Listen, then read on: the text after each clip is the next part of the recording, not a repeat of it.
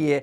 Quite a wet evening, it looks like, for Northern Ireland. And it doesn't stop there. The rain will move its way across the Irish Sea towards southwest Scotland, northwest England, North Wales overnight. Otherwise, though, most of us having a fine, dry evening and staying dry and clear overnight. Again, temperatures could drop down to single figures where we keep the clear skies, so a chilly start to Friday. Friday, tomorrow is not quite as straightforward as today. It does look as if it'll be cloudier for Wales, western parts of England, southwest Scotland, with maybe 1 or 2 showers, and still for Northern Ireland too.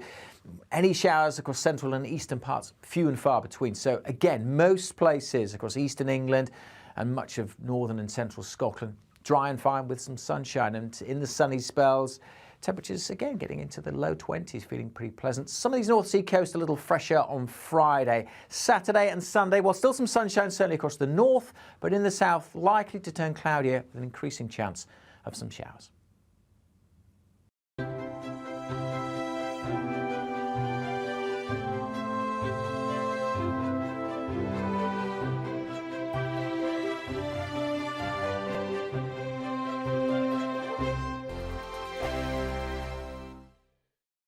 We are GB News. We're right across this great nation. On TV, on radio, on digital. Absolutely everywhere. We don't talk down to you. We embrace all voices. With honest and civilised conversation. We're not part of the establishment. We're one of you. And we're only getting started. Join us on GB News, the People's Channel. Britain's news channel. every morning from 6 o'clock, we'll wake you up with GB News Breakfast with all the stories you didn't know from the night before. So whether it's serious news, entertainment, or your own views from all over our great nation, we're here to kick off your day with a smile. And the national media should be reflecting and reporting what's happening here. You will notice the northwestern accents. Whether you're with us on TV, radio, or online, every morning, it's breakfast from 6 a.m. Hope you can join us. Join us for Ministry of Offence, the comedy panel show that's just like the news, in that the left fights the right and it doesn't really seem to matter who wins. We cover the big stories. It was in fact a troop of baboons and not angry vegans. I like that. And the really important stories. Fat naked cow gets stuck in swimming pool. It's a headline in a lot of local newspapers. Yeah. We're on the same team, Nick. Yeah, but I'm just helping you. Join us for Ministry of Offence, Saturday nights, 8 o'clock on GB News. I'm Dan Wootton. Join me Monday to Thursday from 9 to 11 for the feistiest and most fun news debate on TV, where free speech reigns. I'll bring you a sharp take on the day's biggest stories, bombshell newsmaker interviews, and A-list guests. And I guarantee you, no spin, no bias, no censorship, and no reason to go to bed. That's Dan Wootton Tonight, Monday to Thursdays from 9 on GB News.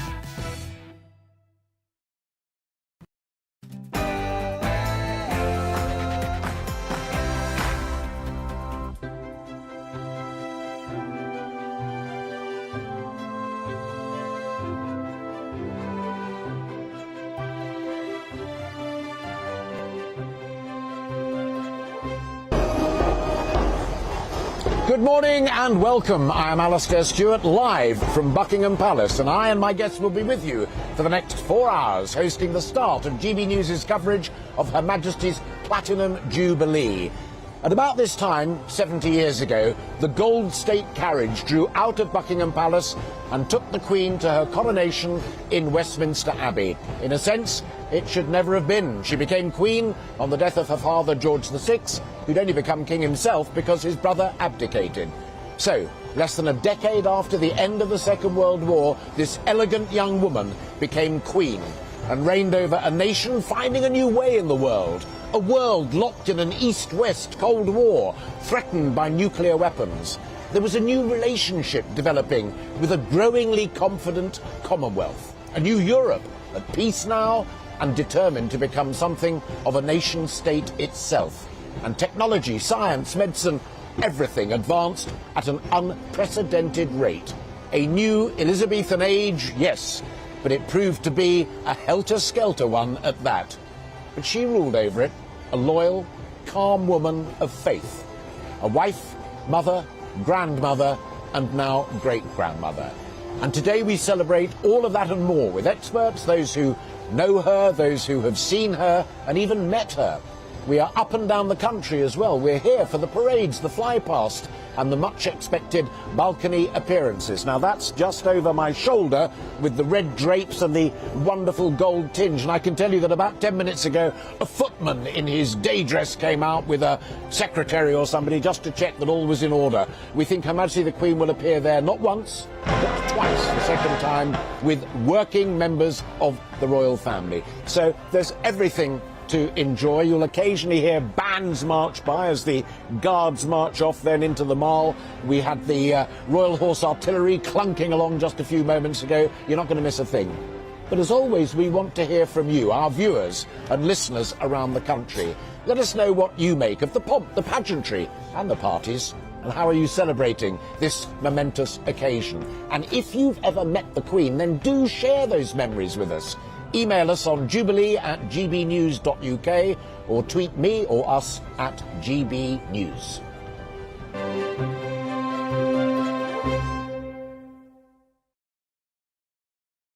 So to get the proceedings underway, I'm delighted to be joined by historian and commentator Dr. David Starkey and our own royal correspondent Cameron Walker. David, today's a mixture of tradition and of the modern. Regiments that we've seen up and down parading that Queen Victoria would have recognised, but jets that will be hurtling over the Mall and over the palace that not even Prince Albert would have imagined. Oh, not even Prince Albert, who is of course the leader of reform, science, reinventing the monarchy, the beginning of Victoria's reign. But I think what we should be commenting on most of all is the Queen herself as a symbol of continuity. I mean, you were talking about all the new things in 1952. I remember it. I was a boy of 7, I was 8 at the coronation, and what the Queen was wanting to do was really to keep everything the same. She comes to the throne, she doesn't mention the Commonwealth, she vows to serve the Empire. She wants the monarchy to stay the same as it had been under her father and her grandfather. But this is a wonderful thing about monarchy. It can stay the same at the same time that it changes. Yes, absolutely. Because that pretty young girl has turned into this dignified old lady through all the phases of aging, of motherhood, of grandmotherhood, great-grandmotherhood. And it's why we're so lucky. The poor Americans have this frozen 18th century document. We have a real living thing. Let me bring Cameron in as well. You mentioned their grandfathers and fathers. Family's crucial. Let's get it out of the way straight away. There have been some delicate family matters for Her Majesty to resolve. There have indeed, but perhaps today is a day of reconciliation. I think Prince Harry and Meghan arrived in the UK yesterday with their 2 children, Archie and Lilibet. He understands that the Queen sent a car to pick them up from the airport. They're staying at Frogmore Cottage, very close to Windsor Castle, where Her Majesty the Queen lives. We expect them to be at Trooping the Colour a little bit later on, but they're not going to be riding in carriages as other members of the working royal family will be. They'll be on a balcony overlooking the events, but will not be perhaps seen as much as other members of the royal family. Victoria and Albert wouldn't have recognised the notion of working royals. The Queen's stacked it on the institution. No, it's Prince Charles. It's Prince Charles. And clearly the initiative to shrink the royal family is Prince Charles. And again, you see, this has happened before. All this monarchy that we're seeing now, the very front of the building we call the Nation, dates from 1913. Barely 100 years ago.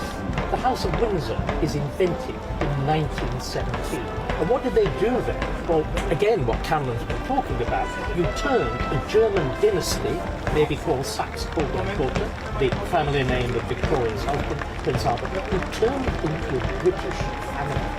That's the moment at which the royal family becomes what we can recognise, because for the first time they can marry English men and English women. Just going to stop you right there. Cameron, over your shoulder, the Royal Bentley has just arrived with a silver Range Rover behind it. Can we get it has indeed, right over yes. there or not? I'm not. I didn't see who was in the car. If you'd be so good, just go into the main area there. Her Majesty overnighted at Windsor Castle there. She was at Windsor Castle, yes. As Cameron pointed out, the flag will change from the Union flag to the Royal Standard. And I'm just going to shut up for a mo while I keep watching. You can hear a trickle of applause from the crowd. Fantastic. Yes, you can indeed. There the car, it's now in the courtyard at the front there. It'll swing round to the left. And most of the private apartments are over on that side. Yes, they are. They're on the north side, the private apartments. The Queen's private apartments are on the north side of Buckingham Palace. I didn't quite see who was in the car. It's also the diplomatic door, isn't it? Isn't that where visiting people come in and pop into that corner there as Yes, well? I believe so. It's kind of the sovereign's entrance, isn't it? But I did not see the royal standard on that Bentley itself, and I can also see that the flag on top of Buckingham Palace has not changed from the Union flag to the royal standards, which makes me believe that it's perhaps Prince Charles or the Duchess of Cornwall. I could be wrong, but the flag still hasn't changed, which would suggest that that was not Her Majesty. Yeah. Literally coming up the road. Yes. The various... I mean, this is just the most wonderful area from my favourite, which is St James's Palace, where Anne Boleyn and Henry VIII have got their initials carved and what have you. But Clarence House, where the Queen Mum lived, yes, and various royal centres along that way, which the procession will go past back and forth. And all this is invented by Henry VIII. I mean, it is Henry VIII who turns Whitehall into a royal palace. Where the Duke and Duchess of Sussex are watching from, Harry and Meghan, is actually where Henry VIII jousted. Right. Horse Guards is where Henry VIII jousts, which is where you put Horse Guards at the actual building, originally the headquarters of the army. Then what happens? As always with royal palaces, they burn down.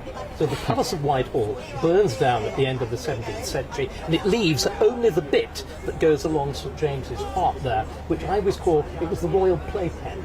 It was where Henry VIII's palace was one side of Whitehall, where the Ministry of Defence is where the King lived, and then the other side was where the King played. Yes, absolutely. So, the Treasury is built on the side of the top. Tell me this. Rather wonderful. Tell me this, good Professor. Yeah. Is the tennis ball in the rafters of the Great Hall an urban myth, or is it true? I think there were several things.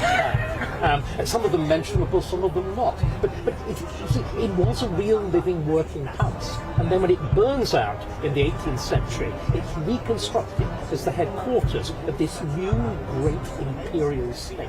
The regiments that we're looking at are really the creation of the new British monarchy, which emerged when France is defeated, the crushing defeat of France at the beginning of the 18th century. The Duke of Marlborough House, that's why Marlborough House is there. And all the buildings that we are familiar with, Horse Guards, the Admiralty, the new Treasury building, these are all the construction of Downing Street. They're all built in the 18th century as part of Britain as this new great imperial power. You defeat France first at Blenheim, then you defeat France again. And many of those lovely buildings on the north side of the Mall heading down towards Trafalgar Square used to be stables. With cavalry officers living above. Well, the Royal Mews is the site of the National Gallery. That was Henry VIII's Royal Mews, and that's where the National Gallery now is. And so that whole stretch of land, again, Pall Mall, was a sports complex. A favourite game, Pall Mall. It was a kind of, I suppose, combination of hockey and polo. As you knocked balls along, and then it's all again redeveloped as London grows, as British power develops. Again, we need to emphasise this. It's rather wonderful that President Macron has tried to get in on the act by sending a horse. Pause both of you just for a moment. Now, I'm being told that you may be having a little bit of difficulty hearing Cameron and David, so we're just going to sort that out as yet another marching band comes along. Let me tell you a little bit more of what we'll be covering before we pop up and meet Patrick and Christy, who are celebrating up in the country. The noise that you can hear, elegant and lovely though it is the massed bands and also the cavalry gathering here at Buckingham Palace. They're going to assemble here, and then they're going to lead off down the Mall, which David and Cameron were just talking about, and head off into Horse Guards for trooping the colour. Then when that is completed, they will do that journey in reverse. They will come here. They've come from all over the place. Some of the barracks, like Wellington Barracks, just over there, but also down in Knightsbridge and around the country as well, up from Salisbury. Then they will be gathering here, and then they will go on their merry way. And And that will then build us up towards 1 o'clock, when the Royal Air Force will have its momentum. 70 aircraft led by helicopters, and finishing with the Queen's favourite, the Red Arrows. I gather she keeps a picture of them. She's so keen on them. They will be hurtling along, coming from west to east, and they also have come from all over the country. The Red Arrows, for example, come from RAF Scampton, which is in Lincolnshire, and used to be renowned as being the home of 617 Squadron, the Dam Busters. 617 Squadron is now at Marham and is equipped with much more modern fighter jets, which will be in that flypast. It's all over in about 2.5–3 minutes, but it is truly magnificent. As I say, they've come in from all over the place, and the Chinook helicopters have come from RAF Benson and places like that. I'm told in my ear, live television, don't you just love it, that the microphones are now okay. Oh, great, perfect. I was just going to say the flypast we're going to be seeing at around 1 o'clock. Yeah. It's going to last for 6 minutes. Oh, it's going to be 6 minutes this time, and it's going to involve around 70 aircraft from the Royal Navy, British Army and Royal Air Force, and it's the largest number of planes in this kind of state flyover occasion that we've seen since the RAF centenary back in 2018, so a truly momentous occasion. And she does love the aeroplanes, one reads. Indeed, but she loves the army particularly. You were asking for stories about the Queen, and one of my favourite recollections is when I was doing the exhibition for the big exhibition at Greenwich for the previous Jubilee, for the 2012, and I took the Queen around the exhibition. She loved the uniforms. She adored her father's Admiral's uniform. But she then stopped in front of this big, solemn picture which showed the Thames and the front of... We've just had another Royal Bentley go into the palace. I didn't quite see who was in it. Apologies for interrupting. That's one. I think it's a roller. I think it's a Rolls Royce. It's one of the older ones. The beautiful swept-back lines with the amazing maroon colour. Yeah. But anyway, so there was this picture which showed the front of Somerset House and a detachment of guards walking along the embankment. She said instantly, "That's the bank picket." I had been presiding over a team of experts that had looked at every damn picture Nick. We didn't know. She told us. She has this fascination with the detail of ceremony, like her father, who, again, he's the one who revives the Garter ceremonies. He even invents the special trouser so that he could wear the garter around his left leg over his trousers. You had a special section set of trousers. My mother was, there's another one for you, Cameron, to try and work out. Yes. Lots of police motorbikes with flashing lights. I guess they would all get that, but let's keep an eye on that. Cameron's going to monitor the standard, because that's how we know. I was just saying, David, my mum was an RAF wife, and one of the things that she felt terribly strongly about with Her Majesty, and she was an RAF wife, so she was a loyalist and a monarchist and the rest of it. She'd never ever forget, though, that before she became Queen, she was a Navy wife. Yes, but you're also in the ATS. Remember, in the war, she actually maintains vehicles, and apparently is extraordinarily good at it, considering why you see her devoted to driving. There's a small group of people there just coming in through this other gate here, and I think that they will be the commanders of the parade when it leads off to troop the colour of the 1st Battalion Irish Guards. They have those beautiful and almost crazy white plumage, ambassadorial plumage, and of course the bearskins, about which we have to say there's been a row, but we move over that swiftly and gently. They look like the officers commanding, the bosses of the big parade, just going in there.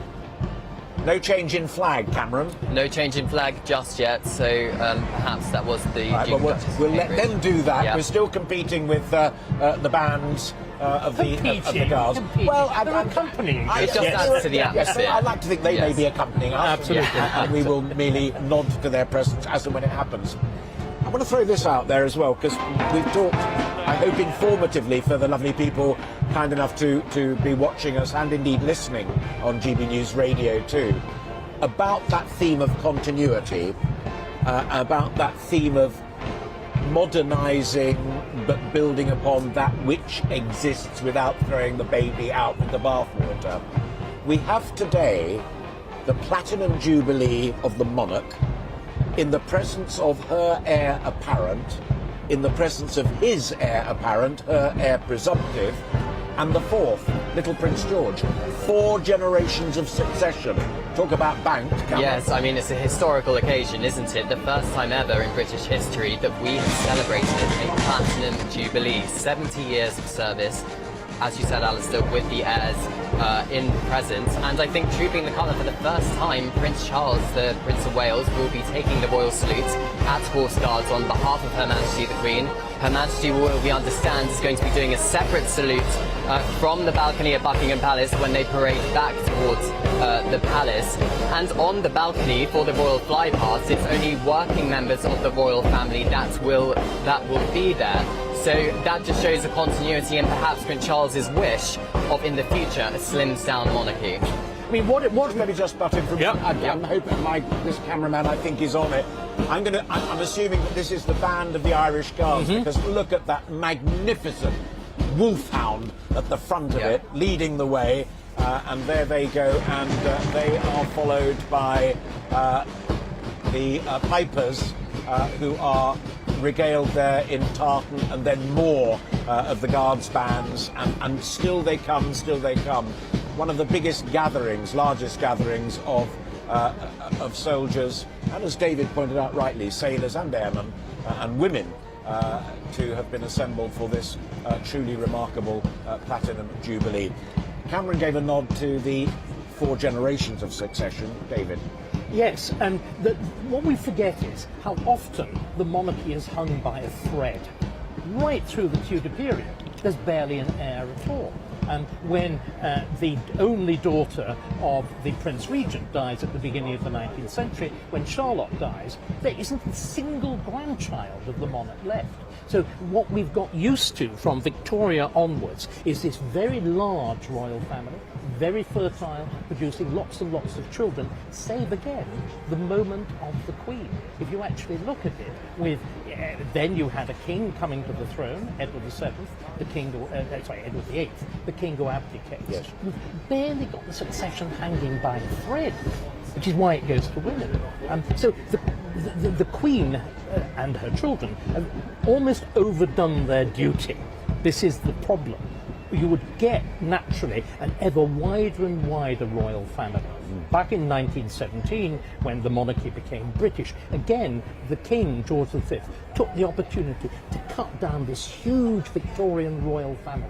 It's when you actually devise the special, when you limit the title of Royal Highness. And what Prince Charles is doing exactly the same thing again, cutting it back to the core of the succession. And I think very wisely. The trouble is, of course, you then get faintly resentful junior princes. Because again, you should be pointing this out. What would Harry naturally become? He'd become Duke of York. Yes, but we all know what happens with Dukes of York. Yes, it is slightly unfortunate, but I think this shows that Prince Charles is attempting to slim down the monarchy and to make it stay relevant, I think, for future generations. Because a lot of perhaps are questioning, with the cost of living crisis, why are we putting on such a spectacular display of pomp and ceremony? But it's tradition, it's, celebrating everything it is to be British. And Prince Charles, and indeed the Duke of Cambridge, Prince William, his son, do have a big challenge to kind of keep the monarchy relevant and supported by a vast majority of British citizens. Well, that bit about supported by the vast majority of British citizens, I mean, the polling consistently shows a majority in the big 50s, in the low 60s for the institution of monarchy. Some of the polling is also suggesting that after this magnificent Platinum Jubilee, then certainly Her Majesty is entitled to, and the public would be happy with her calming down considerably and taking not quite a back seat, but something along those lines.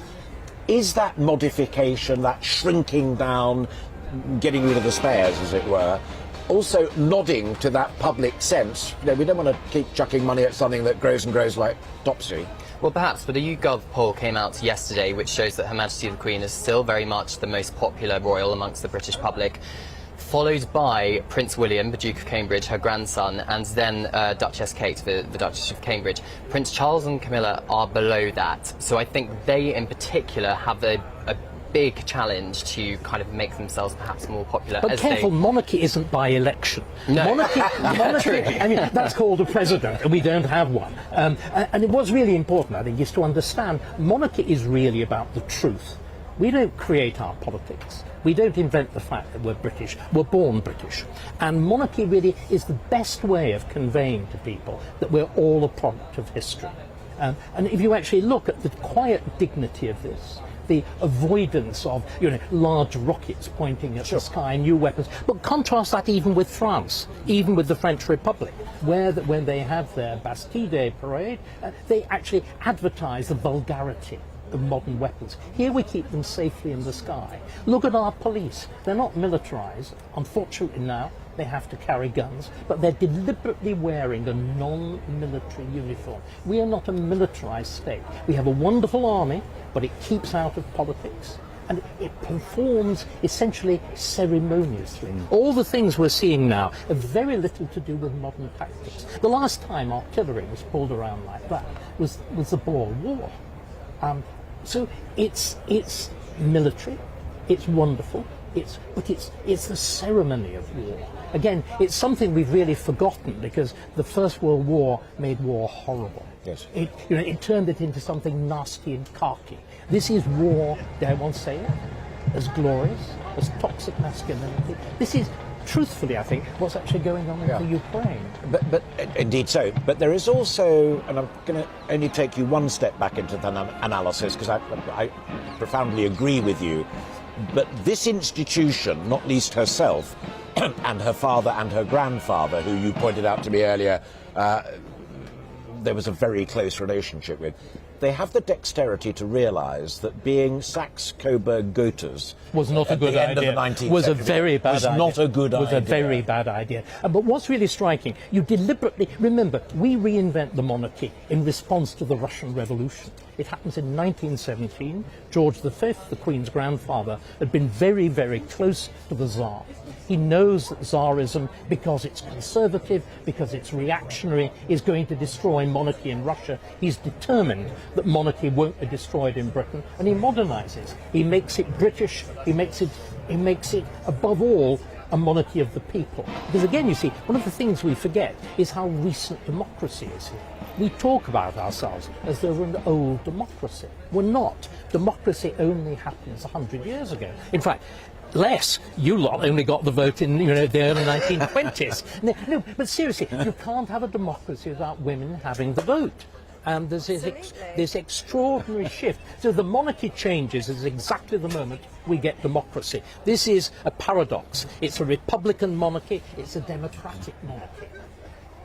David is talking to Helena Chard, who's come in, and Cameron has just disappeared. Be polite enough. We did that, and that's the way it goes. Helena is a royal broadcaster and commentator on these matters. I'm just pausing again briefly. I don't know if the camera can pick it up, but another group of the great and the good from the Lifeguards and the Blues and Royals.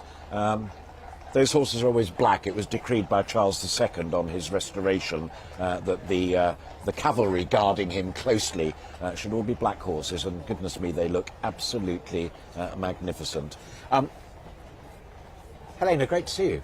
Thank you very much. What a terrific day. We've been talking a lot about continuity, and then you sit down and he immediately throws in, well, you haven't only had a vote for a little while, but one thing, and it's got nothing to do with political correctness, which I loathe and despise, but one thing that is at the pounding heart of all of these celebrations is that it is the Platinum Jubilee of a woman, of a queen, of the head of a family. That is good and is worthy of celebration. It is absolutely. I mean, it's fantastic. I mean, what an achievement. It's such a historic moment. I woke up quite emotional. I don't know how anyone felt. And I absolutely love it. I woke up hungry. I wakened up very hungry. Yes. I knew it was going to be a very long day. Yes. I'm so excited. And it's such a good energy, isn't it? It's I can feel the vibe. I can feel everyone's so happy. It's just lovely watching. But it's the sound of the bands, isn't it? I first heard this when I was an 8-year-old boy watching the coronation, the first time I'd seen television. And you suddenly have that sense of the pulling in, yes, of the absorption. Again, you know, in 2012, watching the previous Jubilee. Here we go. That's the Queen's arrival. Well, if it is, she's got a lifeguard's escort ahead of her. Possibly. You only play the national anthem. I would have thought you only play the national anthem. I'm watching. The Union flag is still flying. Well, she's not in the palace yet. No. But I presume. But a Bentley coming up from Windsor, I have never seen have an escort by the household cavalry or the Blues and Royals. Well, they're inventing tradition. We are watching it. There we are. You can both see down there what we're seeing and what our friends at home are seeing on GB News television. If you're watching on GB News, listening on GB News radio, it is a most magnificent contingent of the Blues and Royals in their fabulous old regalia with their plumed hats and those magnificent horses. And we were listening just a moment ago, as indeed would you have been on radio, to the national anthem striking up. So we are assuming that we may be about to see the Queen arrive. They're going to swing round now. Still watching it? Yes, we are. Brilliant. Good shot. In front of the Victoria Monument, which sits there in front of Buckingham Palace, and just behind it is the stage that is set for the big party on Saturday night. David, you're anxious to come in. Yes, well, what you're looking at here is this area being used as it was intended to be. This is all designed after Victoria's death by one of the inventors of the modern monarchy, a man called Reginald Brett, Viscount Esher, and this was just a bit of the park. And what then happens is you deliberately lay this out for great crowds, just as is going on now. Just as the wind gets up as well, and there's all the notes everywhere. But it's being used as was intended. This is reinvented as the focus of London, and you can see how magnificent it works because you have this great circular space, and the palace acts as a kind of stage set. With that great shining golden monument in the middle. And that great shining golden monument in the middle is dripping with the symbols of empire and the previous age. As indeed all these gates. Absolutely. Australia, Canada, South Africa, all the great white dominions. And now we are still seeing it, right, just coming along there in the middle now. They're holding the colour of that regiment. Lining up now in front of the palace. Her Majesty is not there. We know that for a fact, as Cameron pointed out, because the Royal Standard is not yet flying. It is still the Union flag. So while we let that... It's an extraordinary gathering. It absolutely extraordinary. And I want to ask both of you, while this happens, because I think now they are stood. We're both horse riders, so we know it's quite tricky to hold them steady there for a wee while, but that's what they're doing. How it's changed. You both alluded a moment ago to being so excited, but we're blessed to have had golden jubilees, silver jubilees.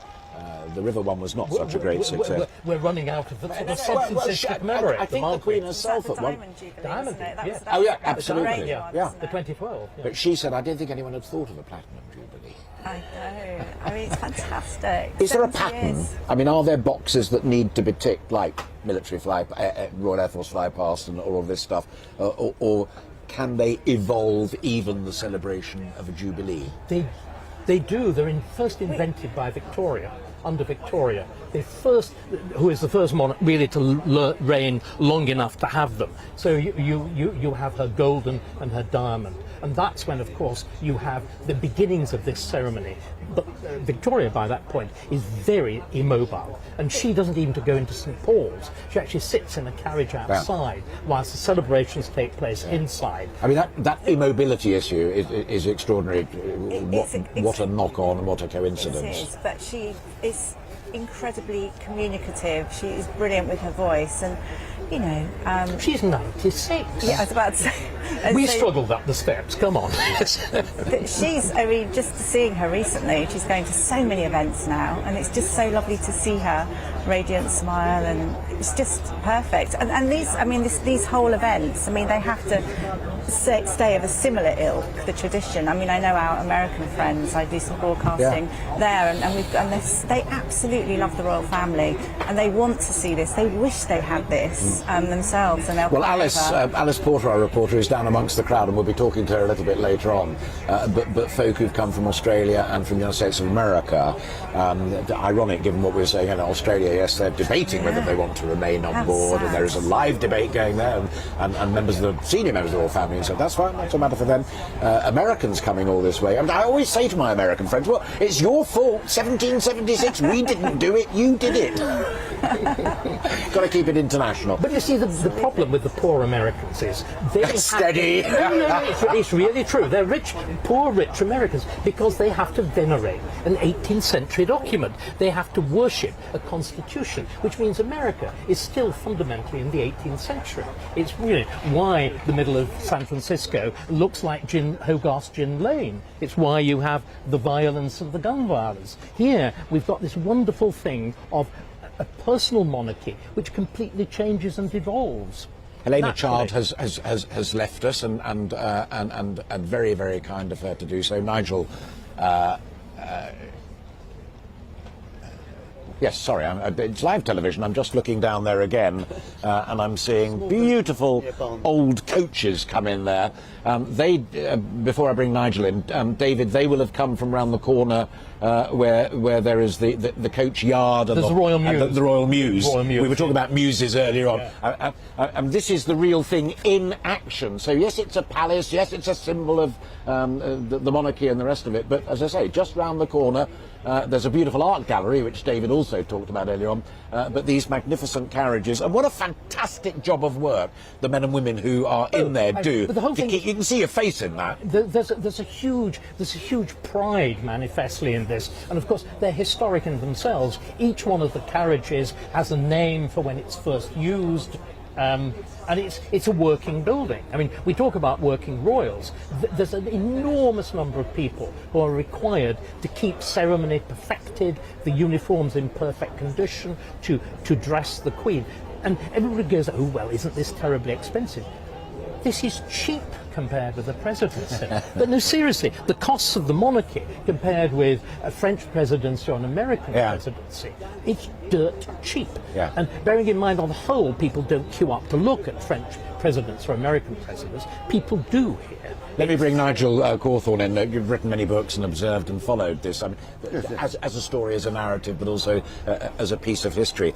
Just before you changed places, as it were, we were talking about how these things evolve and that incredible balance that this family, this institution has between keeping up with the times and what the public want, but retaining that which matters most profoundly to them. Well, indeed, it's extraordinary that so many people have turned out fantastic today crowd. for what we must really see it as the last hurrah of the monarchy. Because, well, plainly there's not going to be another Jubilee, is there? What do you mean? When would the next Jubilee be? Even if Prince Charles took the throne, he would be dead before 50 years. Oh, certainly. Yeah. You have Jubilees every 25, 50, 60. I think it's extremely likely William will have a Jubilee. Of course William will have a Jubilee. Well, if he makes it to the throne. There was this fiddling around with the accession committee at the moment. No, please, this is nonsense. Excuse my saying it. The succession is laid down by Act of Parliament. It can only be changed by Act of Parliament. When Edward VIII abdicated back in the 1930s, he signs the famous document of abdication. He makes the speech on the radio, which he's allowed access to. Once he's signed that document, it is of no legal effect until he's signed an Act of Parliament. So, in other words, Charles will succeed, William will succeed if there is a monarchy, and if they're alive. There's no purpose for the accession. I don't want to have a huge constitutional row. I don't think we can do, but I think I think folk at home, because you do speak for a not insignificant number of people, so let's just explore it for a little bit. And my argument, because I'm slightly more on his side of the case, otherwise I wouldn't be here doing it. My argument is that nobody in that crowd sitting on those blue chairs was told to come. Sure. Nobody in their hundreds, maybe even thousands down the mile, were told they had to come. Yeah. Sure. And I had to queue for ages just to get in. We all love the Queen. We all love, and we. I think we all love the monarchy. I mean, I'd give you another example just to throw out there. She's patron of something like 700 charities, but amongst the charities that I support are the Ebony Horse Club down in Brixton, because I'm a GG man, and also Riding for the Disabled. And I tell you, those places have punch-ups when they know the Princess Royal is coming to an RDA event, or the Duchess of Cornwall is coming to Ebony Horse Club. Duchess of Cornwall got the Queen to go down into Brixton to see what those kids are. You can't magic that up. That's real. That's people. Indeed. But we do know that the younger generation of the royals are not up to her standards. Well, I think that's the wheels are coming off the House of Windsor. Are they not? No, I don't think that's true at all. I think Prince William is cut absolutely out of the older block. He seems to me to be as deeply conventional as the Queen, as have exactly the same sense of public duty. I think most importantly of all, he's married I hate calling her Kate, Catherine. He's married there a woman again who is both highly intelligent and also very conventional. You know, the catastrophe of the marriage of Charles and Diana was that Diana was beautiful but willful, peculiar. And an aristocrat, unlike Kate Middleton. Yes, but I mean, she should have been all right. Well, yeah, but she should have been trained. She might have been born a Spencer, but she actually behaved as though she'd been born in Orange County, in California, whereas Catherine is a natural fit. But when we see the fly past, for example, and I'm hearing some aeroplane, there is a police helicopter, which I must not confuse with the royal fly past that comes a wee bit later on. If it starts emitting blue smoke. We will see helicopters like the Wessex helicopter, which Prince William flew when he was an air sea rescue guy. And we will see an awful lot of horses, and I've mentioned the charities that they do. But also, we will see up on the balcony the Duchess of Cornwall, who openly speaks about domestic violence and the abuse of women in the home. And one of the key things that Catherine adopted when she married William as one of her charities was the hospice movement. Little babies dying before their time.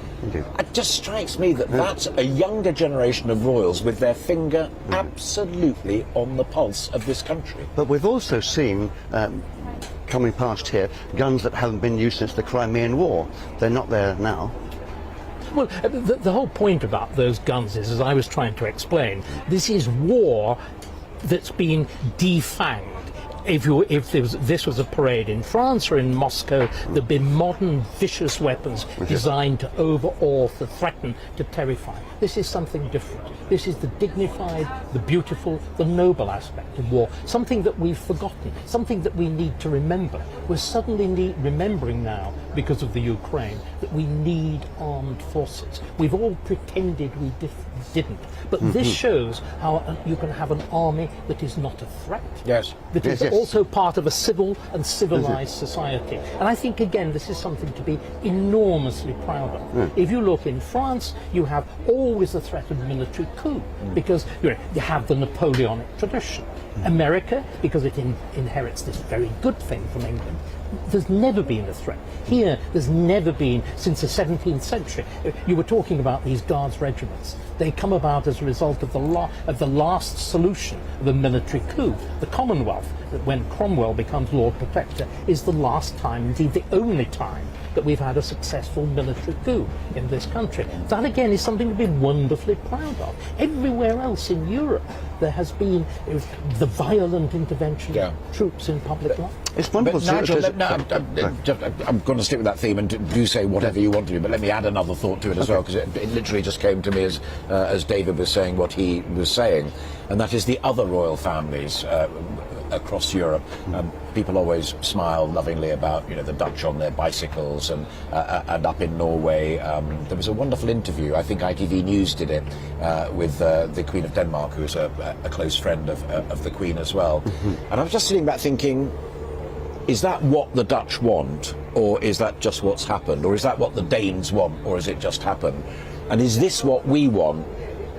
And we've got it, and I suspect we will want to cling to it.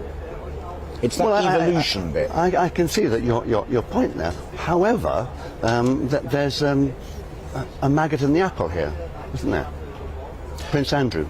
Oh yes, but let's forget him. I mean, the royal family. Oh, isn't he a member of the royal family? Yes, but the royal family has had maggots, or whatever you want to call them, throughout history. And what is also very striking is somebody who can be very bad as an heir to the throne can actually turn out very good. For example, Edward VII, who is responsible for the first time that the trooping of the colour becomes a regular part of royal ceremony. He'd been a terrible Prince of Wales. He becomes gambling debts in court, and of course, cheating.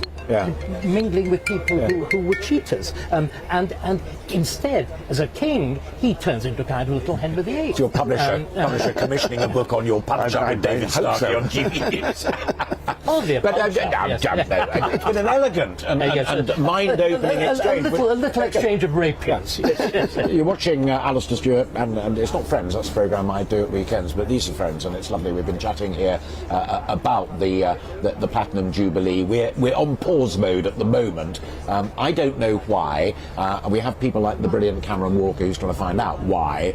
And the minute you found out why, whether there's a delay on the road from Windsor to here, you come straight in. The Queen in the traffic jam. Talk about the dirt. It has. It has been known. Introduce a ceremony of the traffic jam. You should. I think you're looking at the top shot there. So that's the scene at Buckingham Palace with rather a lot of the lifeguards, the household cavalry in their glorious regalia, waiting for the instruction to then march off as they go down the mile to their right for the trooping the colour for the Irish Guards 1st Battalion. You're a horseman. I mean, just look, they're standing stock still. How difficult it is to keep that number of horses under control.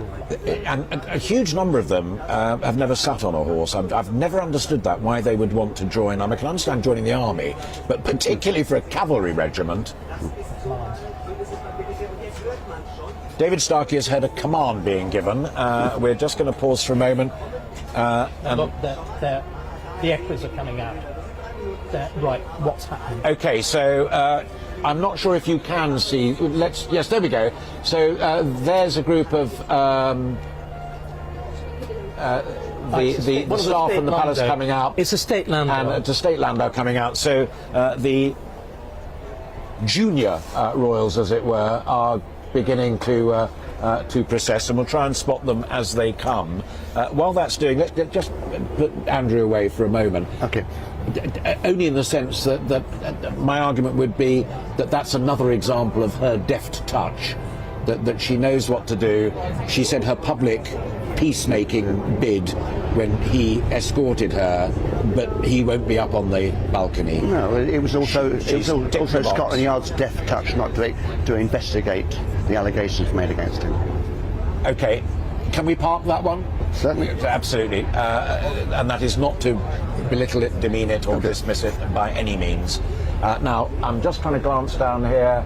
Yes, you've got a lovely picture there. Look. And there's a procession of the middle-ranking royals heading down to Horse Guards parade in those open landaus. The Queen herself is not going to Horse Guards parade, as somebody observed earlier today. As it were, trooping the colour is coming to the Queen because they will process back from Horse Guards after about an hour. Cameron, can you help me? I can indeed, Alastair. So we just saw the Duchess of Cambridge and the Duchess of Cornwall. Just shush for a minute. Yeah. Just listen to that. Cameron. So the first carriage we just saw coming out of Buckingham Palace was the Duchess of Cambridge and the Duchess of Cornwall. Amazing crowd sounds, aren't there? With, I believe, that the Duchess of Cambridge's children, Prince George and Princess Charlotte. First time for Charlotte at this kind of level. First time for Charlotte at Trooping the Colour ceremony. We then has the Earl and Countess of Wessex with their two children, Viscount Seven and Lady Louise, follows by the Duke and Duchess of Gloucester. And I believe... Just like to point out that Louise Wessex could well drive that carriage herself. She can, taken after her grandfather. She's an accomplished and brilliant driver. Yes, indeed, she is. She took after her grandfather in that capacity.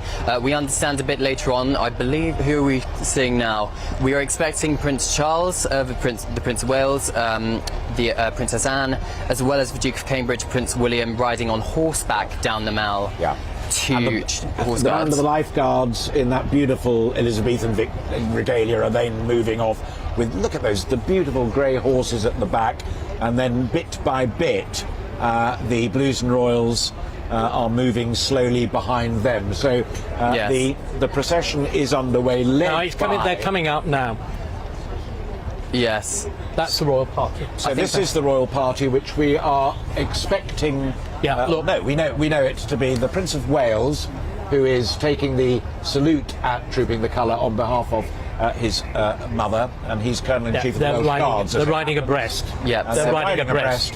And on the also Princess Anne, the Princess Royal, is there, as well as Prince William, and the Princess Royal is the Colonel-in-Chief of the Household Cavalry, the Blues and Royals. She is, and the Duke of Cambridge, Prince William, is Royal Colonel of the 1st Battalion Irish Guards, who are trooping their colour today at Horse Guards. Just while we enjoy those pictures, why did he rehearse it all, only for Charles then to actually do the gig, as it were? Because all the pictures of the rehearsals featured William. Yeah, so William was presenting the new colour for the 1st Battalion of the Irish Guards. Which is then trooped. Correct. It happens every 10 years. Because he's the honorary colonel, the royal colonel. Exactly. Yeah. Yes. It's they usually swaps the colours every kind of 10 years or so, but because of the pandemic, we believe it was delayed by a couple of years. This is the first Trooping the Colour ceremony we have seen since 2019 because of the coronavirus pandemic.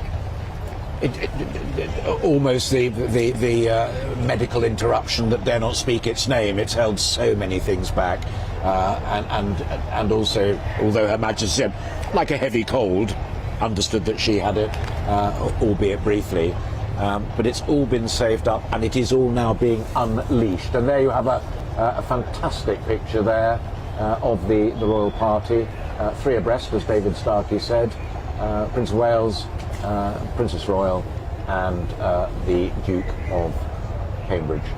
A notable absence, however, is Her Majesty the Queen. We do not see the royal standard yet above Buckingham Palace, indicating that she is not in the building. We're expecting her to do a royal salute following the Trooping the Colour ceremony from Buckingham Palace balcony with the Duke of Kent, I believe. Yeah, Duke of Kent is going to be alongside her cousin.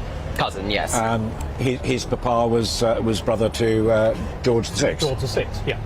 We're speculating on the new ceremony of the royal traffic jam, with the Queen stuck in it on the way from Windsor. I mean, talk about being reunited with her subjects. You know. Does Sadiq Khan's London get blamed for that? Or the Royal County of Berkshire? Maybe she forgot to pay the congestion charge. Yes. Notoriously not carrying anything. I float one completely stupid idea, but that's not going to stop me floating it. The timing may be so that there is no distraction from Charles, William and Anne taking that very important high-profile job of, in effect, leading the parade. They are the royal party on the way to this great ceremony. They certainly are, Alastair, but I believe there has been a couple of security issues actually on the Mall. I've just heard from the Metropolitan Police that several arrests have been made after some people attempted to enter the ceremonial route of the Mall before Trooping the Colour started. So before they came out of Buckingham Palace, the Metropolitan Police are saying that several arrests have been made after some people attempted to enter the ceremonial route on the Mall. I'm afraid this is also part of the tradition of great royal ceremonies. Yes. We've forgotten the number of attempts that there are on Victoria, on George III. I can remember the times when Her Majesty not only attended Trooping the Colour, but rode her favourite Burmese to do it.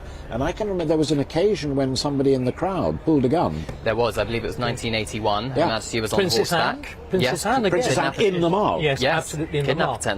Wasn't so it? In some ways, what is really striking is with the what we all think of as a much more violent society, how there aren't even soldiers with guns in the crowd. Think what it looks like in most other countries. Our sense, just look at the public order of the crowd, their politeness, very trustworthy. It's very British. Yes. And again, I think this is much. The crowd is something to be as much proud of as actually the monarchy itself. There's this very relaxed, and I'm being serious. No, I know you are being serious, but I was merely going to add to that, and it's not flippant, but it's also wonderfully British, is that now that the royal party have passed by and are on their way to trooping the colour, the very British crowd is now standing up, stretching its legs. Of course, so, of course. Well, I've seen that bit now. They've been sat there for hours. It's amazing. It's almost as bad as actually having to attend a coronation. Well, you're under strict instructions not to consume liquids for obvious reasons. Indeed, but yes, they've started arriving from around 7, 8 o'clock in the morning, I believe, just to watch this. So it just shows the dedication. We have had people camping out on the Mall for the past few days, just hoping to get that front row seat of senior members of the royal family parading down the Mall for the first time in nearly 3 years to watch Trooping the Colour, a great British tradition. Yeah, and I've said earlier on that some of the men and women who end up in various of the cavalry regiments quite often arrive for training with very little knowledge of riding or experience. But the guys who take frontline position for the lifeguards are the top 12 cadets. They are the ones who have shone and have done absolutely brilliantly. And whether it is by luck or judgment, a number of them are Commonwealth soldiers as well. There's a trooper from Fiji and there's one from Samoa as well. And I don't think you can run a competition and say, yeah, but we're going to tweak it a bit so we get the right answer. I don't think they do that. I think that lineup is very deliberate. It was actually very strikingly done for virtually all the previous events. You deliberately show the range of the Queen's subjects. And the range of those within the Commonwealth, and of course the fact that the Commonwealth has come home to Britain. Again, look at the regiments. The fact that you have, obviously, the English, because that's what the Grenadiers and whatever, but you have the Welsh and you have the Irish and the Scottish. So you're deliberately representing in the army all the old nations of the United Kingdom. So of course now you want to incorporate the new. And that again is part of this process of change within a framework that remains the same. Well, we've got Dougie Beattie is in Northern Ireland, and we'll be talking to him and how they are celebrating this event as well. And one of the things I'm going to talk to him about, though we can talk about it now while we've got, I mean, we have in effect got a bit of a pause. It is, and it's not irony, that's the wrong word, but you have the Irish Guards, the Scots Guards, the Coldstream and the Grenadiers, who are kind of English Guards, as it were. But the Union is in play. Nobody can pretend that it isn't in play, with Sinn Féin having the largest number of seats in the Northern Ireland Assembly, even if it's not yet meeting, and if you count all of the votes up, there isn't a simple majority for a border poll yet. But it's in play. Yeah, but the Union was in play at the end of the 19th century. Remember, British politics was run by the Irish in the late 19th century because the Irish had held the balance in the House of Commons. This isn't new. We tend to think of it as being new. If you like, it's a... Jack Wetherell, when he was Speaker, once said to me, if you think this is riotous assembly in the House of Commons, you should have seen it when Irish... That's right. That's exactly right. Debates were going on. Precisely. But again, you see, the incorporation of Scotland in all of this has been a profound issue going on over hundreds of years in British politics. And the relationship between the two kingdoms, the moment at which union becomes possible, when the two kingdoms actually start to share the same religion. Yes. And in the end of the 16th century, we're again celebrating another great anniversary, which is the Cecil family, and it's William Cecil in the beginning of the reign of as in Marquess of Salisbury and all that lot. Marquess of Salisbury, the beginning, and it's his 500th anniversary of his birth this year, or was it last? It's one of those confusions. You're not quite sure of the date. Somebody said to me when Robert Cranborne left government, it was the first time in 500 years that there hadn't been a Salisbury Cecil. That's not quite true. It's a great line, though. It's the first time there wasn't one in Parliament. The first time there wasn't one in Parliament. That's absolutely true.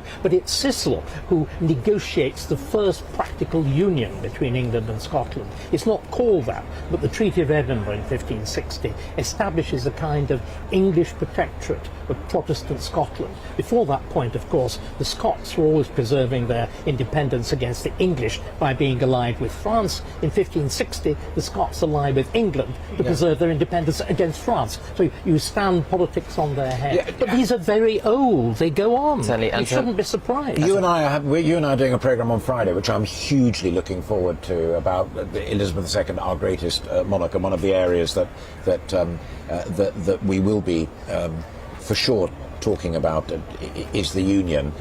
But it will now be informed by what you've been saying this morning about the flexibility and yet continuity of the institution. You both said earlier on, so I'm just parking that to reminding you, go do some more homework, as you always do so brilliantly. But you both commented a little earlier on about how she spoke and how she communicated. And a woman who is in her late 90s and has been on the throne this very day for 70 years. She also writes like a dream, and I was very taken by the two letters about the Jubilee, one of which ends, "Your servant, Elizabeth R., Elizabeth Regina, Queen."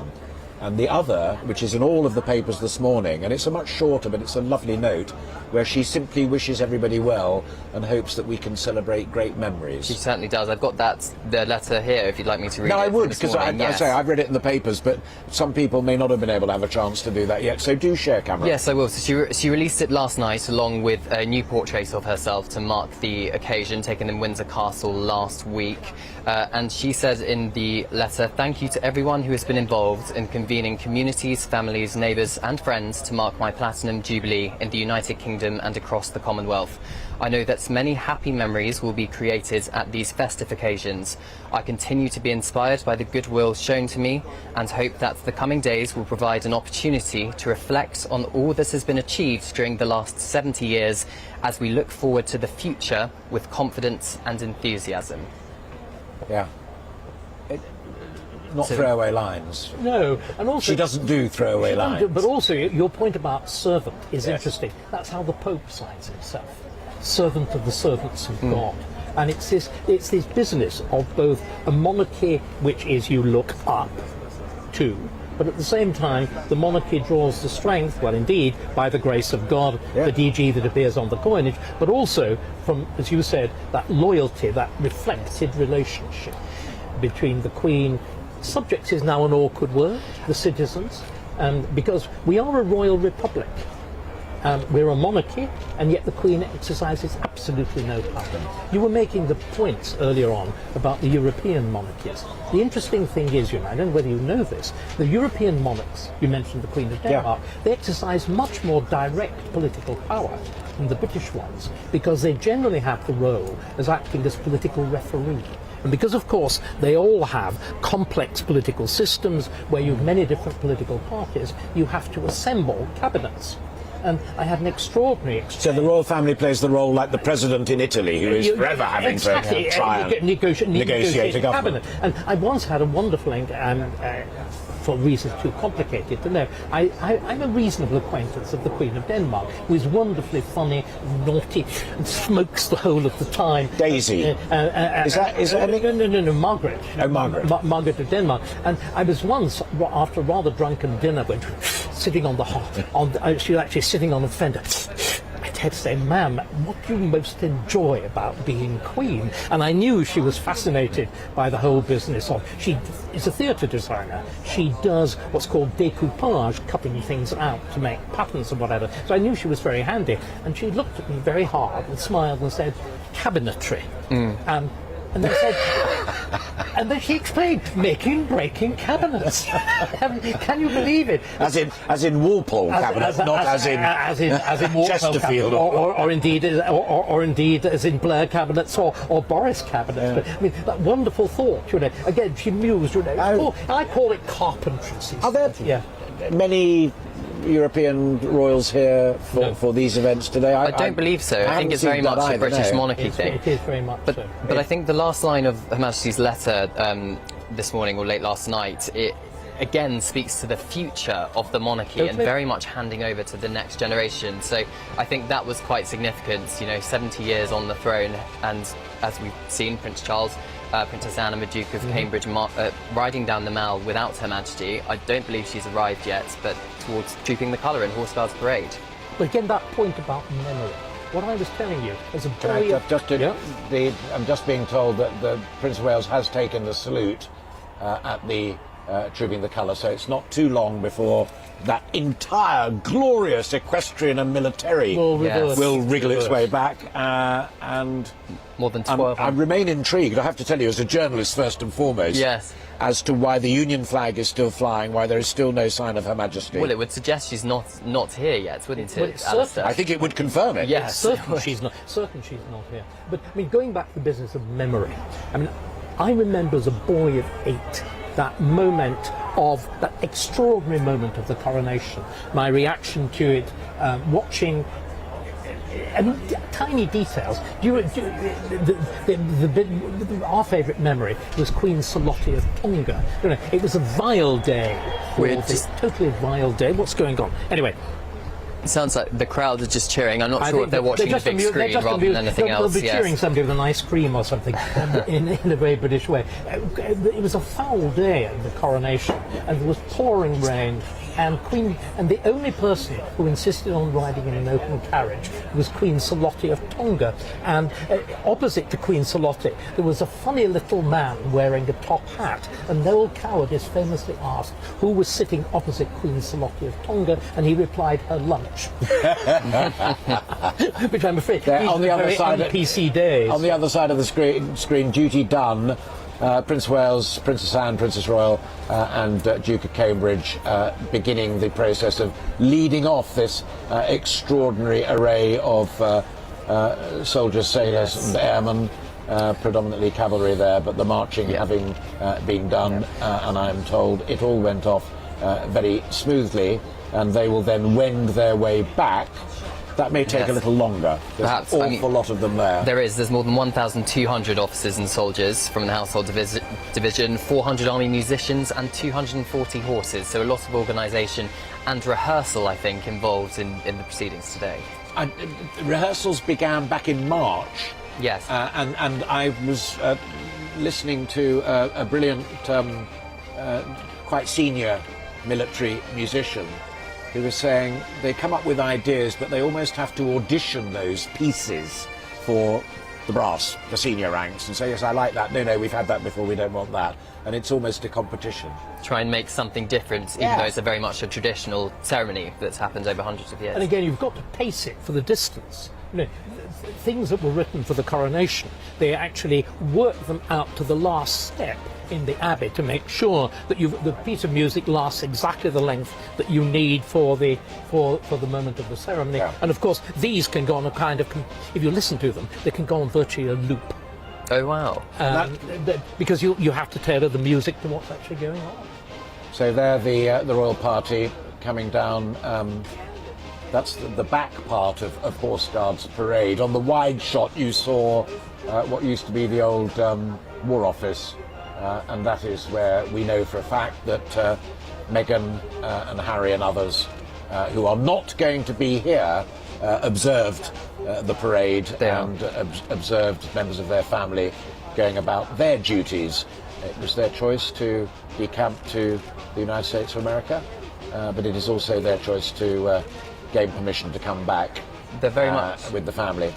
It's one of their children's birthdays tomorrow, is it not? It's Lilibet's first birthday on Saturday, and there is speculation that Her Majesty will not. You see, I still find that fascinating. It's again this mixture of the head of state, the Queen on the throne for 70 years, the royal princess, and a lovely great-granny. Yes, and she might even... trying to sort it out. This is, of course, what badgers... Hands up the family that hasn't had similar problems. Precisely. Who do we spend Christmas with, etc., etc., etc. Precisely. And it's Walter Bagehot in the 19th century who says, republics are boring, monarchies are interesting because families are interesting. And you get that sense of involvement in what is otherwise the formal business of state. And what's striking is, with all our politicians, they have to play up the family aspect. Otherwise, if you're simply pontificating on policy, 90% of the nation switches off. Yeah. This also, dare I say it, we're singing praises, but it acts as a kind of safety valve. Yes. That you don't invest too much in your politicians. They don't enjoy too much of the popular fervour, which can so easily turn sour. And look again at the passions of American politics, because of course the political leader is also the head of state, with all the terrible complexities. But one should never underestimate, in my humble opinion, the weekly audience with the Prime Minister of the day, where virtually all of them who are still with us, and there are a goodly number, and others who have passed are on record as saying it, she knows everything. She's been there, done it, and she offers generous advice. There's the Meghan and Harry shot. Indeed. I'm being told that is the Duchess of Cambridge on the balcony. I'm trying to look at it at a tiny little television set. My apologies for that. But I fortunately am blessed with very good people who shout in my ear and point these things out when I get from them the wrong. Duke of Edinburgh. Keep shouting in my ear. From the Duke of Wellington's old office, isn't it? Yes, that is it. Yes. Now known as the Major General's office. Major General's office. Yes. That whole thing is built. Was that also the same building where Gray said lights are going out all over Europe? That. Or was that the Foreign Office? So. It would be the Foreign Office. Just down the road a bit. It would have been the Foreign Office. No, that is the thing that's built at the height of the 18th century monarchy. This is when Britain first becomes a world power. There we are. We're getting another close-up shot. We're still looking over Horse Guards. We're still all those buildings have one side overlooking the actual parade ground, which is the site of Henry VIII's jousting, the tilt yard, and then Whitehall on the other side, where the guards famously stand. I have to say something because it's nagging me. Is that whether you're talking about the Foreign Office or the Treasury or the old War Office, they're built much nicer offices of state in those days. You compare that to the MOD. I know. These are the great architects. This is William Kent, one of the greatest architects of the 18th century. But what they were doing is they were consciously creating noble buildings. I'm just back from Budapest, where I was last week, and what you have there is the President, Orbán, consciously rebuilding the city in a traditional, dignified fashion. Indeed. Cameron. And we just saw Prince George there, Prince of the Duke of Cambridge's oldest child, peering out of the window and perhaps also waving at the outside the Major learning to do his job. There he is, learning to do his job. Prince Louis and Princess Charlotte, his younger siblings, are also there. They've been peering out of the central window as well at Horse Guards parade, watching their family members and the 1st Battalion Irish Guards troop their colour at Horse Guards parade. Apparently, at one point, Princess Charlotte also appeared to kind of place Prince Louis's hands down. I think he was waving, and Princess Charlotte wasn't. Perhaps they're learning the job. Didn't approve. Yeah. Again, your point about the succession. They're learning the job. They're watching, learning, coping with crowds. It's like training a horse, dare one say. It's exactly the same process. And we have these shots of the Queen as a young girl doing exactly the same thing. The famous fact that she delivers the Windsor rave from her perambulator. We didn't do indeed, and it was only a couple of months ago at the Duke of Edinburgh's service of Thanksgiving at Westminster Abbey that Prince George first set foot into Westminster Abbey in the public capacity. Yeah, we broke off because we're getting those good pictures that we just wanted to identify for you. And at the moment the square is drawn up, so that's just ahead of them marching off. But what a lovely... Canaletto did a painting not unlike that, rather beautiful, of Horse Guards, Admiralty Arch and the apartments off to the left, and that... And that scene has not changed all that much. No, it hasn't. It's quite extraordinary. In fact, that I think the Canaletto... We're looking at the back of Downing Street. Well, that's where the Canaletto is, on Horse Guards Parade, just outside the Cabinet Office. We're looking at the back of... It's extraordinary. And I think it's important to remember that although we've got all these ceremonial uniforms and the pomp and ceremony, these are very much serving operational soldiers. They have all seen action in their roles. Yeah, the officer leading the parade was also at the heart of the COVID operation when his troops helped the NHS get the jabs out. But these are young men and women who've done time in Afghanistan and Iraq and places like that. It's a real army. Yeah. But of course, it's this wonderful switch between the ceremonial and the real. And again, I think it's part of a proper civilian army. What I love about these programmes, David, and it caught your ear as well as mine, is that sometimes it's not a floor manager or a producer who tells you what's happening next. It's the crowd that you suddenly you suddenly hear a little bit going on. A little ripple of applause. Yes. Let me just, if you're with us, and thank you so much for being so here on GB News TV and Radio, we are parked outside Buckingham Palace for Her Majesty's Platinum Jubilee celebrations. We've been on air for a little over an hour now, and we are with you for the next couple of hours.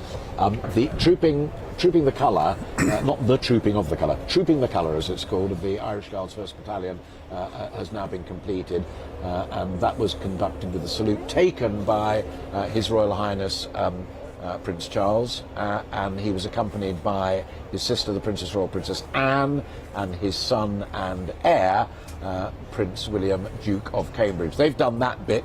Slowly but surely, the soldiers will, and particularly the cavalry, will then return here to where we are. It was an absolutely magnificent sight that we witnessed when they were gathering.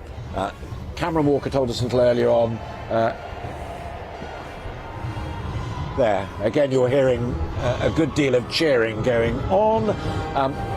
And those are other members of the royal family, particularly the children, which Cameron was talking about, watching from Wellington's old office in the War Office. Now, they will all come back here, where we are expecting two things to happen.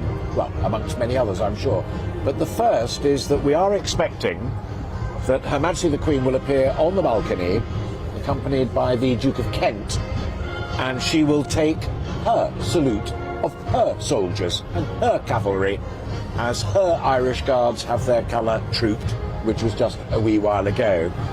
Then there will be a pause, and then there will be the magnificence of the flypast, 70 aircraft of the Royal Air Force and the what used to be called the Fleet Air Arm, but also the Flying Corps in the Army, and the whole family, they're assembled, of working royals will come out on to the balcony to enjoy all of that. Now, Cameron Walker was talking a little earlier on as well about a couple of security incidents on the Mall. He's just double-checking on that now in case there have been any further developments, and we are still awaiting the arrival of the Queen. It's 11:15, so she has bags of time. And joining us now at the table is Ian Pelham-Turner. Ian Pelham-Turner. How are you? I am so well, bouncing along this room. What a great day. What have you been able to see so far? Not a lot, apart from a huge crowd, very burly security people that finally got me through. And some Were you policemen. picked up? I was picked up almost literally. I have a knee injury as well, so I have a problem even coming up the stairs, but who cares? We're here now, and what a great day. You're a photographer, amongst a number of things. Hang on, there's another... Sorry, I did butt in. You're good at this because, as a photographer, a beautiful maroon Bentley, and that is the Queen's car, isn't it, Ian? Just look over your shoulder there. I think so, yeah. I think that's the Bentley that the British motor industry gave her. No, it's going up the Mall. No. Now, why it's going up the Mall, presumably to collect somebody. We are still at 6s and 7s. It's not our fault. We're not making a... You were saying before, this is live broadcast. Yeah, it is live broadcasting. Yes. And for some reason, I mean, I say she does have plenty of time to do it, but Her Majesty is not here yet. So I was saying, you're a photographer. I was, yes. But on a day like this, are you off duty? Oh, goodness, no. I worked with 5 generations of the royal family. So, for example, I did William's first baby shots. I worked from the Queen Mother, the Queen, Princess Anne, Prince Charles, you name it. I've worked with them all in my time, and obviously got lots of stories about when I encountered the Queen, some of the engagements that happened whilst I was actually working. Were you ever at the rough end of the Duke of Edinburgh, who is known? Yes. Yes. You bear the scars. You bear the scars. And I always say, whenever I got a commission for the Duke of Edinburgh, I would get up my life insurance policy. Yeah. When you say a commission, you mean they'd say, right, we've got a christening or something, and we'd like you to do the official snaps? This would be the commissions at the time. So just a very quick story about if we've got time, Prince Philip. Yes, no, do. So Prince Philip one day was asked to photograph him during the carriage championships. These photographs are going to go across the world. I was told this is going to go at Windsor. He was going to come down the hill. He was going to go through the water, so it looks like a Black Beauty type of shot. Wonderful shot, lots of splashing. He's going to come up the other side, and that's it. So at the other side where I was positioned was a very narrow path. So he came down the hill, and I started taking pictures of him, and he came through the water, great shot, blah, blah, blah, blah. And he's coming up the hill, and I'm thinking, this guy's not going to stop. And the only way I could get out of the way was to jump into a thorn bush. And the worst part of it is that as he came past, he mumbled at me, as if I should have realised I had to get out of his way. And that was him doing me a favour, apparently, or me doing him a favour. One or two people I know in that sport say, I mean, not only was he very good and very, very competitive, but he pretty well invented it as an international sport. He did. Wrote the rule books and wrote the rules of engagement almost. Absolutely, and obviously with Prince Philip, as I say,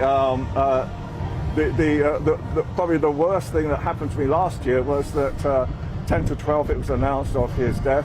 10 past 12 I was working with Australia and working with their evening news programme. So I think the reality is he would have loved today and certainly be next to the Queen and enjoyed it as well. But I think the Queen is still enjoying today. I mean, the Queen, I would say, has got a great sense of humour. Yeah. You know, the number of times I've encountered the Queen in different situations, sometimes very awkward situations, and sometimes I think I'm the only person ever to stop the royal train.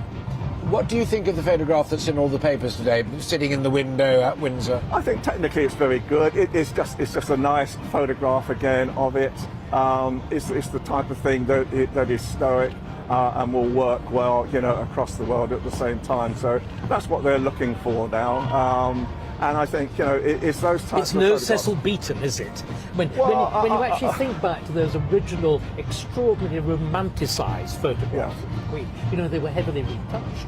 And the backgrounds are painted. But Beaton and they're used... utterly romantic. Yeah, Beaton, I mean, there was one photograph that Beaton took, which was the Queen Mother, the Queen, and Princess Margaret. And he thought this would be a great idea to cover them in this sort of mauve, royal mauve gown. And then afterwards he got chastised for it because he thought that at the time it wasn't the done thing to actually get the royal family so close. I know, I remember the photograph very well indeed. I'll tell you the other thing to both of you though, which struck me the other day, and it was when Rankin, who is a brilliant youngish still an icon of fashion photography, but also very inventive in the clever stuff that he does with photographs.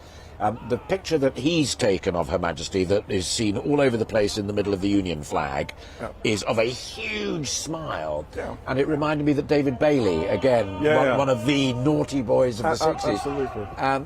And to get her to smile like that, quite an achievement. Bailey said he just dropped the camera.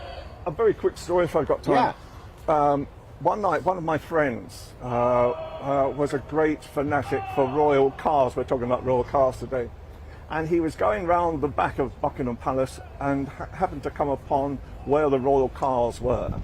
And his friend said, look, go and sit in the royal car. No one will know this. No one will know this. Go and sit in the royal car. So he sits in the royal car. And as he sort of sat in the royal car, this Land Rover comes round the corner, and it's the Queen. And she catches the look of this guy in her headlights as well. And he's now mortified at what's sort of happening. So he's saying to his friend, what should I do now? What should I do now? And he said, well, the Queen is waving at you. Yes, the Queen is waving. Well, wave back. So the Queen's got Did he give the correct wave? The Queen's got a sense of humour. So that's what makes the Queen smile at times. I mean, sometimes, on one occasion, I got a rather black look from the Queen. I used to do all sorts of jobs with the Queen, and I had to photograph her, and it was a Guinness Book of Records in the Silver Jubilee. Yeah. And it was cooking the longest sausage in the world, this mile-long sausage. Yeah, I used to get all the great assignments, you know. Who's free? I'm there. So anyway, Did you ever cover her at horse racing? Oh, I mean, that has yielded also some of the most extraordinary pictures. I think one of the biggest things that ever happened as well was that, as I say, I once stopped the royal train. they were going to Ascot. Yeah. And my job that particular day was photographing all the royals on the red carpet. They would stop for a second, they would take a photograph, they'd go on the train. So the Queen had gone on the train, Prince Charles had gone on the train, Duke of Edinburgh had gone on the train. Just going to pause you there. The national anthem being played on Horse Guards, and the crowd here is standing up because it's obviously being played as well.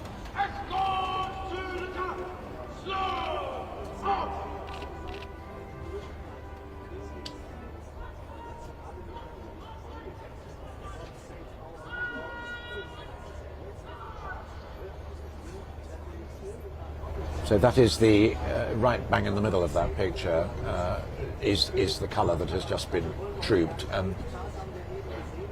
These things matter enormously to the army generally, but obviously to the regiment that is having that honour bestowed upon it. Just going to pause again as a matter of courtesy because the national anthem is being played at Horse Guards. It's being piped back here.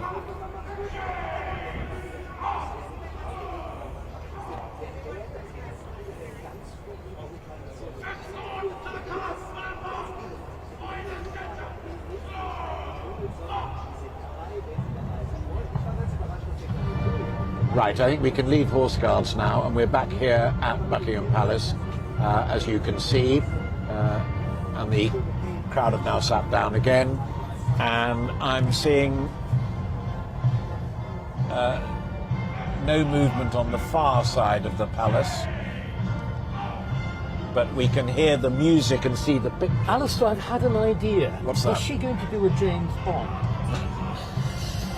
No, David Starkey, she is not. Well, wouldn't that be rather wonderful? Don't you think we could invent and use... We've been talking about change and continuity. I think it's a little bit like your lovely story about she's waving at you, what do? You wave back. Yeah, absolutely. She's delayed her arrival, what do? Go along with it. Yeah, absolutely. But I interrupted you just because of what was happening down the road.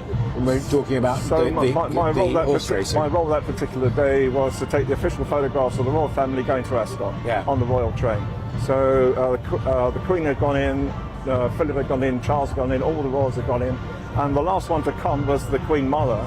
And as the Queen Mother walked up the red carpet, I went click with the camera, nothing happened, the flash wouldn't fire. So she stopped, and there was it looked like the fat controller station master saying, "Man, you know, try and put it on." And now she's walking around the station of platform 13 whilst I'm stripping down the camera trying to get it to work. And then God was with me that day, and all of a sudden this pool of light came and struck on the red carpet. She stood in the red carpet.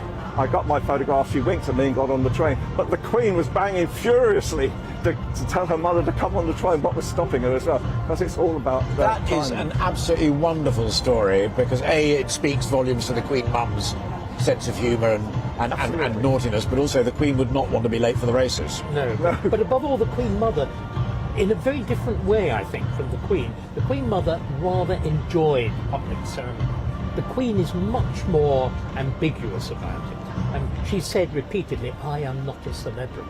Whereas the Queen Mother rather enjoyed it. I mean, she was doing a Diana, wasn't she? Yeah. She was literally taking the limelight. Well, I worked a lot with Diana, but I have a story for every occasion. And if you ever got a chocolate from the Queen Mother, she would, if you were in her private apartment. I'm trying to envisage this scene, yes. And there would be this big box of chocolates, and she would ask you, "Would you like a chocolate?" And "Yes, Mum, that'd be very kind of her, I'd like a chocolate."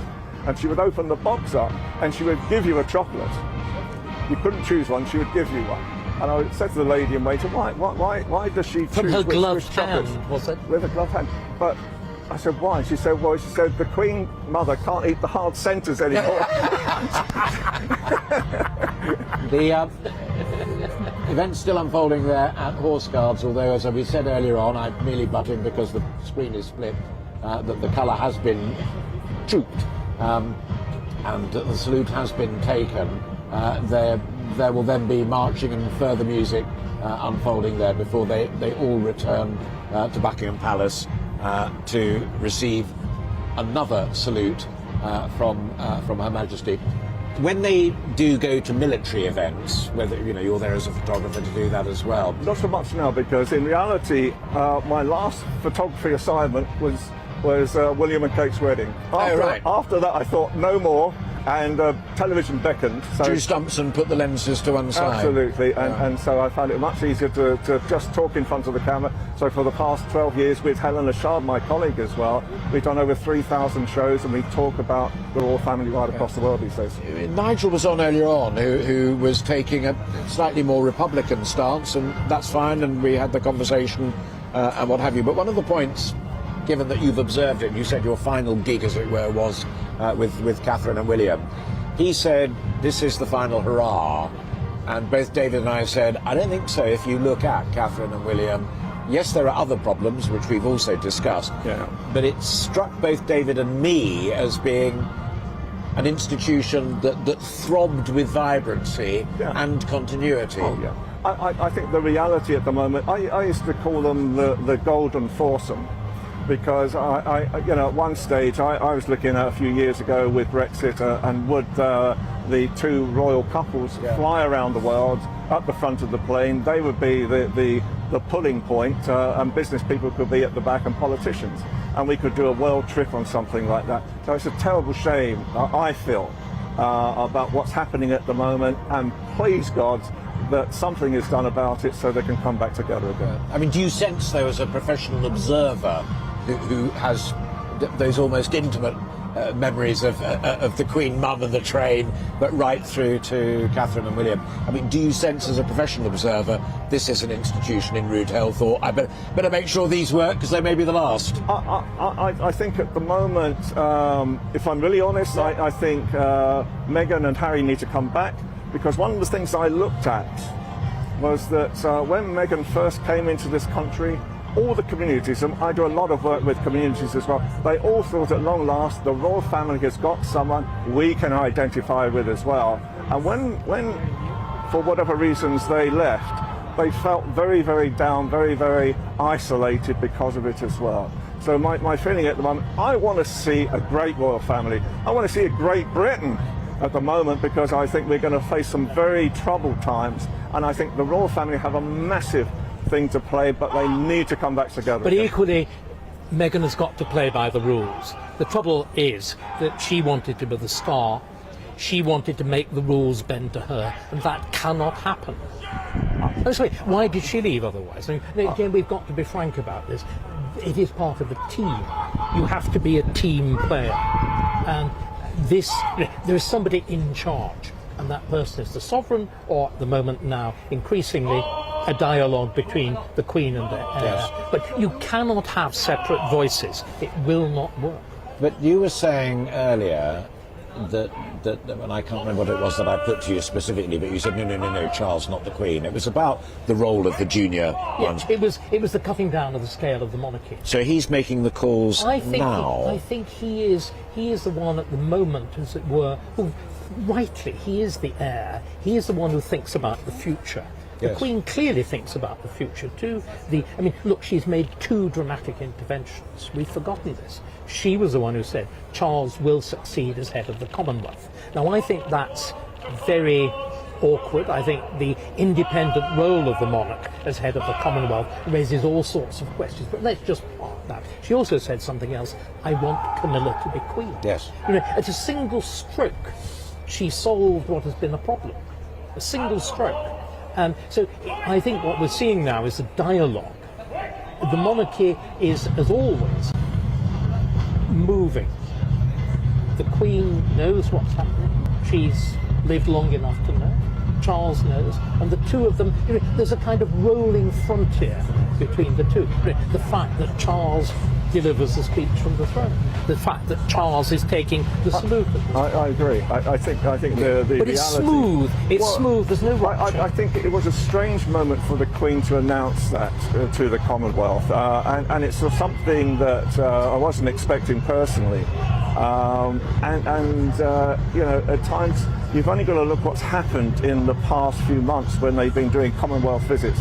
and sometimes they haven't been received as well as they might have been as well. So whether they try to implement something like this without really But it also, I know exactly what you're referring to, because there was Catherine and William in the Caribbean, and there was another, I can't recall what it was, but they were tricky, and it was also, funnily enough, there was an image that a photographer captured that made it coming through the made it look as if these poor, impoverished, starving black kids were trying to. In fact, on the wide shot, it was all happy and everybody was quite content. But naughty photographer. Well, you see, or seeking bad management by the team behind them.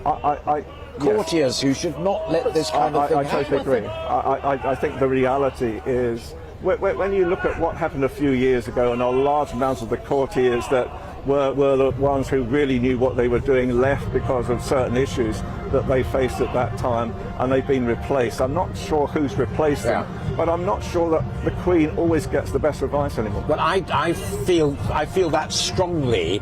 And again, in the context of today, and you go back to Princess Elizabeth in a treehouse in Kenya, being told the news that everybody else knew, but they didn't have a means of getting it to them. Martin Charteris, as private secretary, played an absolute blinder and just judged it absolutely appropriately. There was a tradition of very senior courtiers with a deft touch who knew how to protect their charges, and she was the young princess, just become queen, and she was his charge. Churchill took exactly the same view. Yes, and equally I think that even they are nothing compared with the great private secretaries of the Victorian period and George V and Edward VII. These were people, remember, what's been striking about the Queen's private secretaries, they're in office a very short period of time. If you look at the great private secretaries, if you look at Ponsonby, if you look at Stamford, they're in office for decades, 2 decades. And they play this absolutely central role. The other thing that I think is striking is the principal advisor of the monarch is the Prime Minister. Yes. And we've seen, I think, a remarkable failure. I mean, the incident in the Caribbean should never have happened. The simple reason, they were guests, because they were guests there of an independent country. And the Prime Minister of that country had invited them, and it was monstrous that was handled as badly. The problem is it's the ambiguity, because of course where they go in the Commonwealth, it is a separate state. These are no longer colonies. On the other hand, they look as though they're representing Britain when they're not. It is a terrible ambiguity. Sure. I think they were hijacked. Absolutely. Absolutely. We're looking again at Horse Guards Parade, the marching display and music in the background. I'm just listening to you about Victoria's era. Those are formations that Wellington would well recognise. Exactly. What we're seeing now, what we're seeing again here, Alastair, is what happens to armies in the 18th century.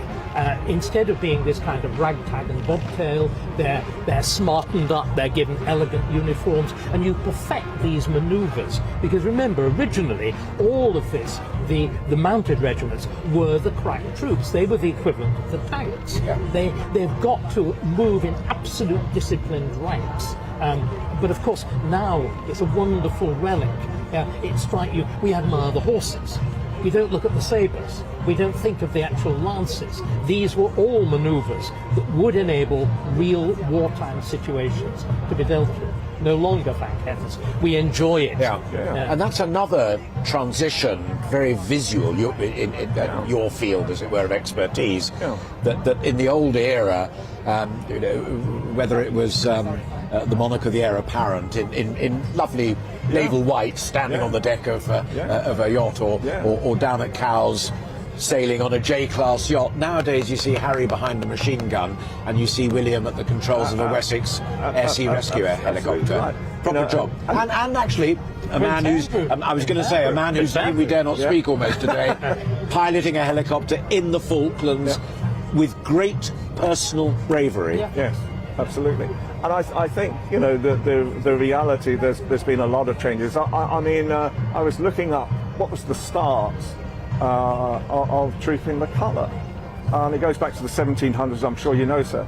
It goes back to the 1700s, where every night the colour will be taken down the ranks of the army, so that they knew what was their flag to actually go to, and every morning it went back up again. Yeah. And that was the start of trooping of the colour. But what happens then, what was practical becomes ceremonial. You see, the other thing that everybody will have noticed is how perfect all of this. And you were talking about the rehearsals, even with Prince William taking part in rehearsals. This is new. This is all done because we become democratic, and because a democratic country is used to film and it's used to the theatre of varieties and giving a good performance. If you go back to Victoria's coronation, you would have loved it. It is in public exactly the kind of silly occasion you talked about. At Victoria's coronation, they mismeasure the coronation ring, so it's too small, and the Archbishop of Canterbury is as blind as a bat and started off with the prayer book upside down, thrusts the ring onto Victoria's wrong finger. She virtually screams. She then describes in her diary the agony of her ladies in waiting and soaking the hand in ice the morning to get it off. The ceremony is a riot, and the solemn moment of homage, where the peerage goes down before her, the last person submitting homage was the representative baron, who was called Baron Roll, and he tripped and rolled down the steps with ermine and mothballs flying, except they didn't have mothballs in the 19th century. And do you know what the crowd did? This is in 1837. The crowd cheers. And then he gets up and tries it again, and he rolls down again. Okay. You should have been photographing it. Prince Charles, one day you're talking about uniforms. One day I was waiting for Prince Charles to park his frigate in Edinburgh. That is not the technical I was on the term. dockside, and he was in his shirt sleeves, and he suddenly saw me, and then rushed back inside and put his full uniform back on because he knew he was being photographed. So they knew. I do beg your pardon, gentlemen. Sorry, we were having a little technical problem there, which I was trying to resolve off camera while you were speaking so elegantly. But and thank you for that. But I'm now going to do it in vision. We've sorted it out. Ian, thank you very much indeed. Thank you for your time. Don't go away, because I'd love to carry on the conversation a bit later on. David, you're not allowed to go anywhere, so you stay exactly where you are, and thank you very much indeed. Delighted to be joined now by another historian and a royal broadcaster, and that's Anna Whitlock. Anna, first and foremost, where are you? I'm in Cambridge today, but going to London. I know Anna, she's my student. Anna's my former student, and I can't see. It is. Hello, David.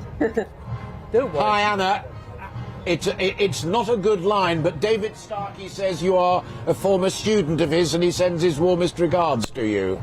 I'm happy to have that accolade. I return the greetings. Very bright. She reciprocates. Yeah. What does today mean to you as a broadcaster, Anna, and an observer of these matters, but putting it quite bluntly, from a younger generation than Starkey and me? Well, exactly, not that young. I mean, I think it's a busy day as a royal broadcaster and commentator. But I think it's an important one to reflect, where we've come from over the last 70 years in terms of national identity, the role of the monarchy, the influence of the Queen, but also to reflect where we're perhaps going. And I was listening to some of the conversation you were having, talking about the future and the slimmed down monarchy. And also, of course, it's important to reflect on how the Queen and the Jubilee celebrations are taking place in those other non-UK realms. And all evidence suggests rather muted celebrations, particularly in the Caribbean. Where do you sit then, Anna, between the two extremes, as it were, and that is that this is the last hurrah for the monarchy, as Nigel was arguing earlier, and my argument and David Starkey's argument, I think held very strongly by both of us, that au contraire, when you've got the monarch, heir apparent, heir presumptive, and the heir presumptive son here as well, it is an institution that is in rude health. I think I sit somewhere in the middle. I mean, I used the phrase myself on the radio this morning, the last hurrah. I think it's certainly the last hurrah of Jubilee celebrations on this scale. I mean, we're certainly not going to see anything like this in our lifetime. It's questionable whether there's going to be another reign of such longevity and magnitude. Certainly, yes, the Queen has ensured the future in terms of providing 3 successors, an heir, a spare and another spare. But I think how the monarchy is going to be perceived, whether it's going to retain its position in the nation's affections, or whether perhaps Prince Charles is at best might secure the kind of apathy of younger generations rather than the sort of affection, I think adoration in many ways, that people feel for the Queen given her long years of service.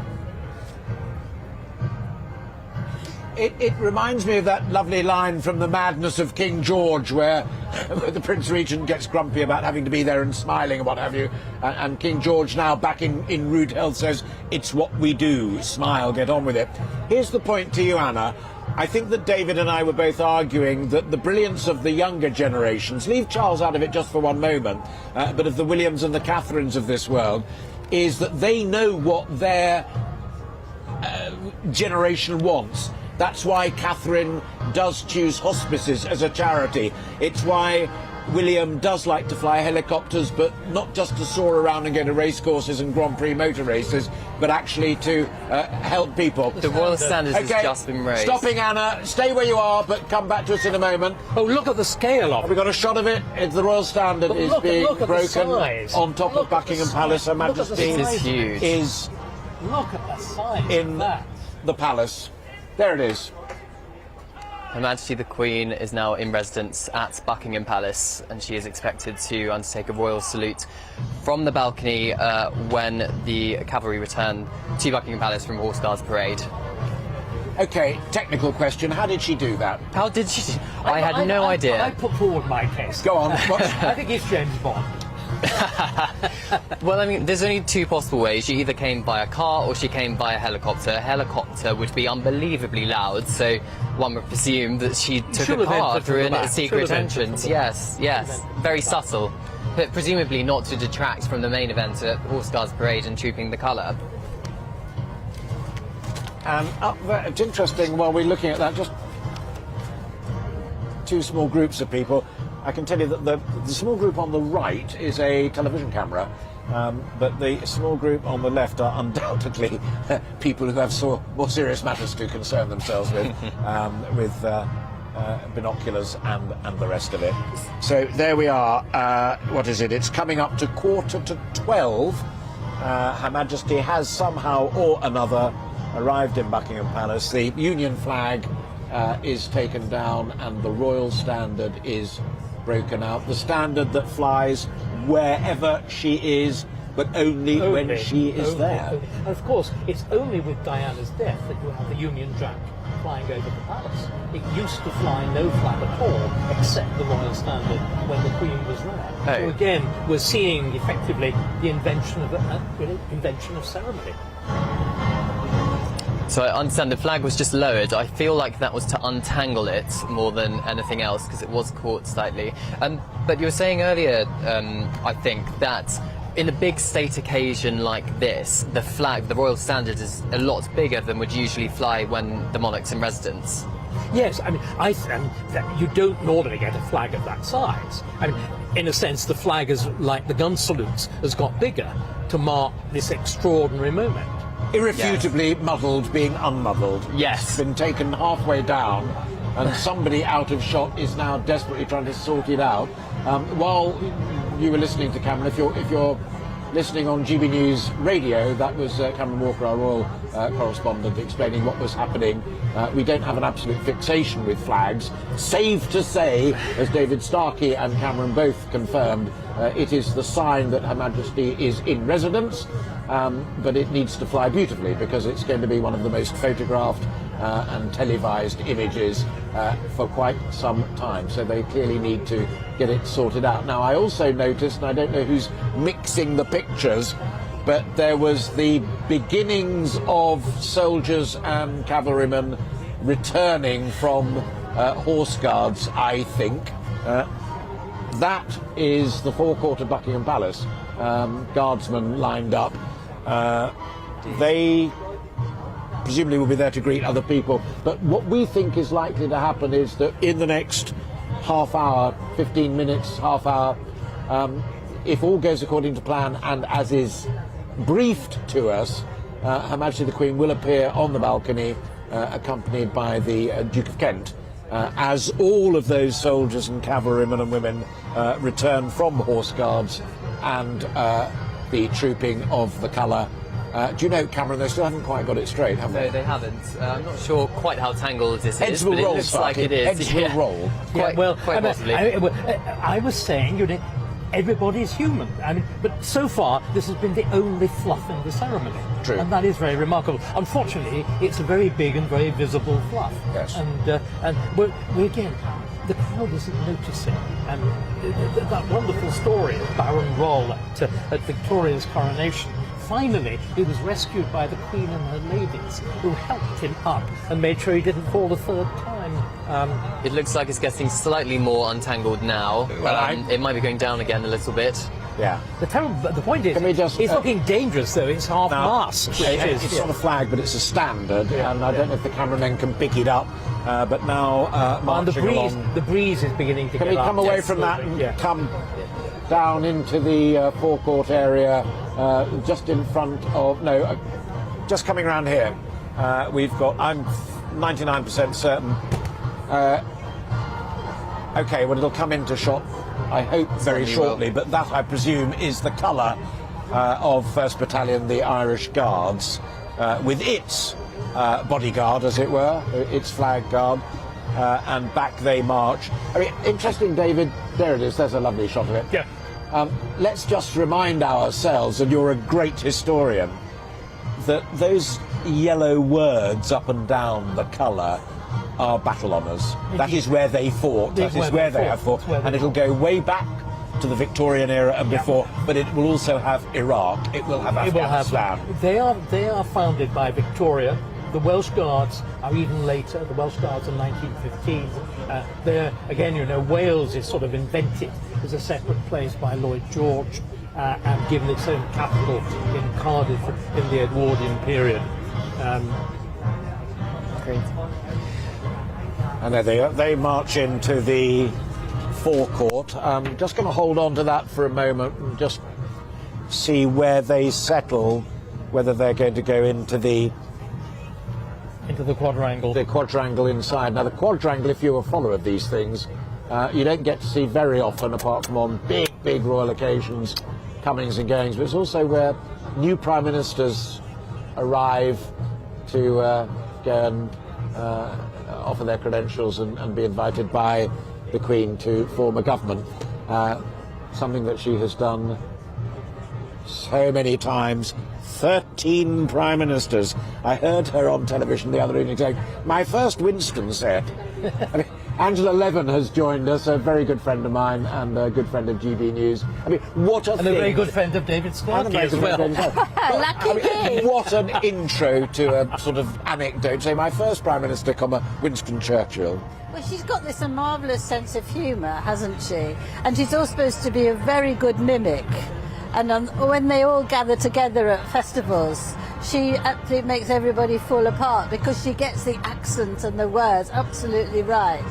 So I think she enjoys that sort of thing by getting you off the road before she goes into what she wants to say. Yeah, and those, we were talking a little earlier about, because you've chronicled so many of these things, those relationships with prime ministers, and those prime ministers have been rich and varied, from Churchill through to Johnson now, but via Harold Wilson and his pipe, and, you know, working class lad from Liverpool, and Macmillan, an aristocrat in his own right pretty well. It has been a phenomenal array of people with whom she's had to deal, including two women, Thatcher and May. Yes, I think she always looks for the good in people. She's not a person who That wants proved to trickier be... with some of them. Well, I think it has been, yes. I know when there's been some heads of state who've come and she's decided that she really doesn't like them, and she's hidden behind a bush in the garden, or she's tried to, you know, get out of the way because she really doesn't want to spend any more time with them. But her thing is really to get people on board. Yeah. You know, she has an instinct. But it also, bring David in on that, but you stick with it as well, Angela, if you will. Some of those tricky world leaders, forget prime ministers for a moment, but I was looking at it the other day, whether they've stayed overnight, they've certainly had state visits. Sadat of Syria, Putin of Russia, Ceausescu of Romania. I mean, some people you would cross the road to avoid, not cross the road to shake hands with. She has to do it because the Foreign Office tells her to. She shook hands with Martin Guinness. You know, I mean, that is the moment, I think, where bearing in mind what he had done and the IRA had done to her family, and that's an act which very few of us would have been capable of. I wouldn't. Yes, but I think genuinely, and it's difficult to talk about this, she is a serious Christian. I think what we've left out, and we haven't talked about this at all, she has a genuine religious faith. It's, I gather, very straightforward, very simple, not elaborate, not ceremonialized, but real. And when she talks about her dedication, she just doesn't mean, oh, I'm doing a job. She means this is literally a life dedicated as a kind of. She took a vow. Yeah. The coronation is the most terrifying set of oaths. But it was swore it was the radio message when she was 21 to the Commonwealth. Absolutely. The Empire. The Empire. But even more than those coronation vows, which are old and traditional, what have you, in very much her language, my life, be it long or short, will be dedicated to your service. Yes.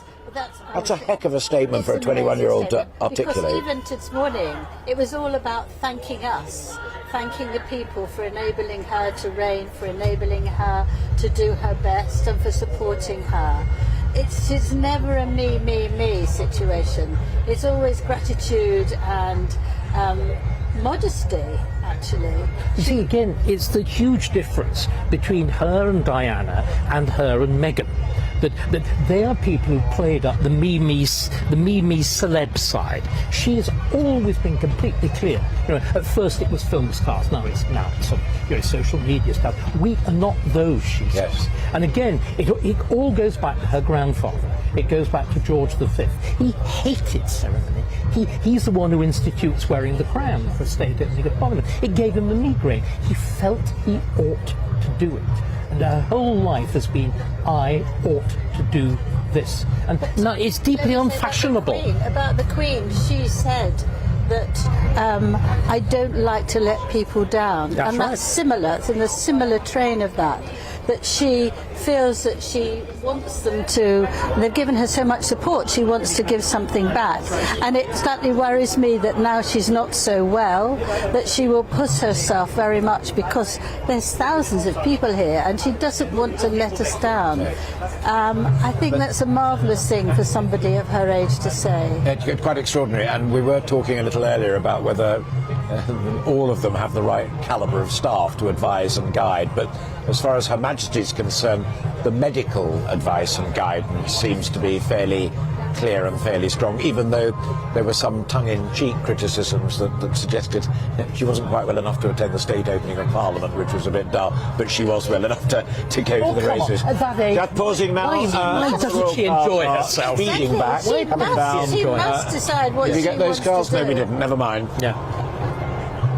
We were saying, we rudely overrode you and said at 96, I think she's entitled to say, I don't want boring state opening. I want to go to the races and have a bit of fun. Yes. But I think this is also part of what's going on when we're talking about this moment of transition. Charles delivered the speech splendidly. Yes. He spoke it confidently. Yes, he was confidently. Neutral, wasn't he? Yes. He didn't try and put expression into it. No. But again, it was forcefully done. It was forcefully done. Yes. It was elegantly. It was well read. Yes. He's got a very good.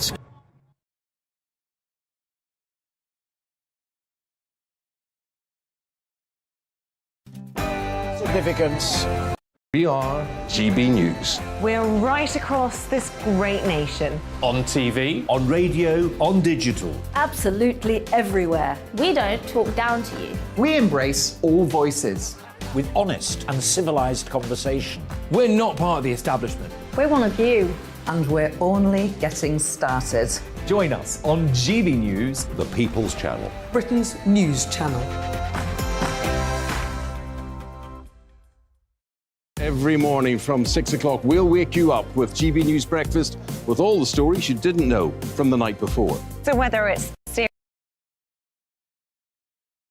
news and all your own views from all over our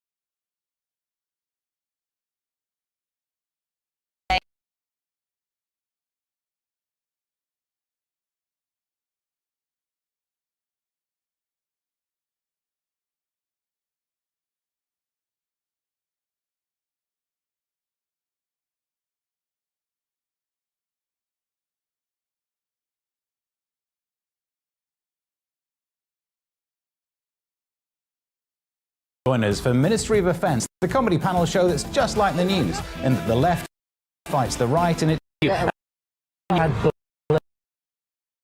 condescension, handing sort of the Queen support, and Alastair Campbell with even more magnificent condescension. Now politicians are nowhere, widely despised, whichever party they belong to, and the monarchy But it always does, doesn't it? No, it didn't in the 90s. It didn't in the 90s. But it goes up and down, like a temperature, you know. And 1 minute, you know, everybody goes against them. But because she's been so stable, and she's got this instinct for what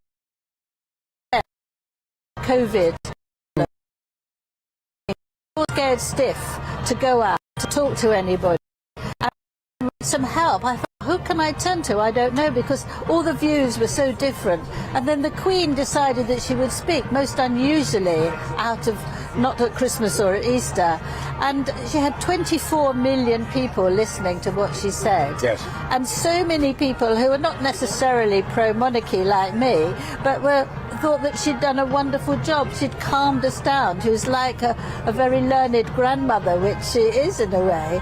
And I thought that was brilliantly timed, and she brought us together that we will make it through this terrible Have you seen time. That book Michael McPurgo has written?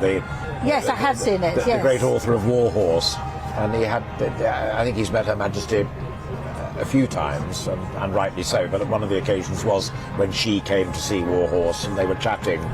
And McPurgo says, I was sitting there listening to her, being witty, being thoughtful, reflecting on horses, reflecting on life. And she said it suddenly struck him that she wasn't the Queen, she was his granny.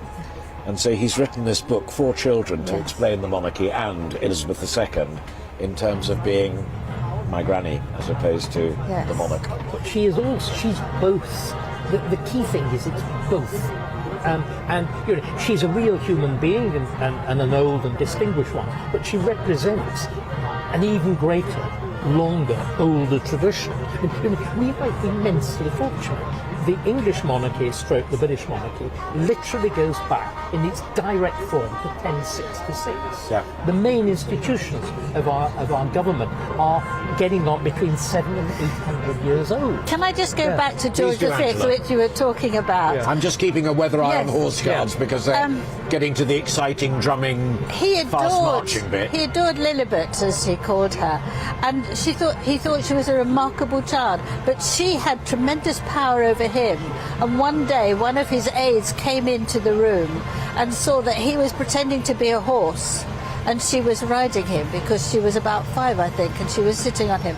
And the aide was absolutely astonished because she said, I've never seen him play with a child. I have never seen him do this. He certainly didn't with his own children. No, exactly. We're talking about George V now. Yes.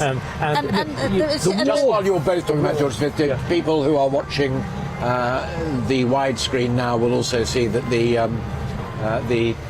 Royal Horse Artillery have just gone by, who will be firing 41-gun salutes later on. 41 gun salutes up and down the country as well. I mean, they'll be doing in Hyde Park or Green Park, but it's not being in done the Commonwealth. in Gibraltar. I read it being done from the battlements of Edinburgh Castle.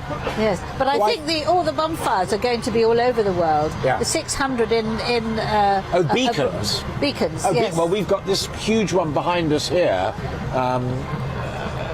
Is the tree of 100 trees or whatever it is, and that's going to be the beacon light. It's not going to be burnt, but as you can see if you look close, there's lots of light bulbs in it. Yes, so that will be lit up. But that's starting tonight, and Her Majesty is going to throw the switch. She's doing the first one back at Windsor, and Prince William is going to do another one also in the centre of London. There we are. So there he's been brought in again, you see, to help. There's the Jubilee tree. Yes. So, sorry, Angela, where is William doing his? It's just sort of a mile away, so that the two in London. But it's very interesting that he's been asked, you see, to do that, and I think that sort of establishes that they. But equally, you see, if you actually look at the throne in the House of Lords, where the state opening takes place, there is a place for the Prince of Wales. Yes. As well as a consort. Yes. So what you should have there is exactly what you were talking about. It's the monarch, it's the consort, it's the heir. As both. Well, it's very reassuring, isn't it? You feel comfortable, you feel confident, you don't have to worry that everything's going to fall apart like you do feel about politicians. Precisely. And celebrities who are here today, gone tomorrow. But this is such a strong organisation that it really helps you. And I think it is, again, it's the combination of the vulnerability of a family, the humanity of a family, and then all this dignity, splendour, formality. And this is what is extraordinary about monarchy. It holds the two together. So you never have the sense of the state as an abstract, brutal force crushing down on you. There is a human face to it. And that, again, seems to me to be profoundly important. Yes. But she's been a great example to us in so many ways. Is there evidence, Angela, and David chip in on it as well, that I'm just looking at this magnificent square being formed by the household cavalry there, which we saw a little earlier because of that line of lovely greys there at the back there.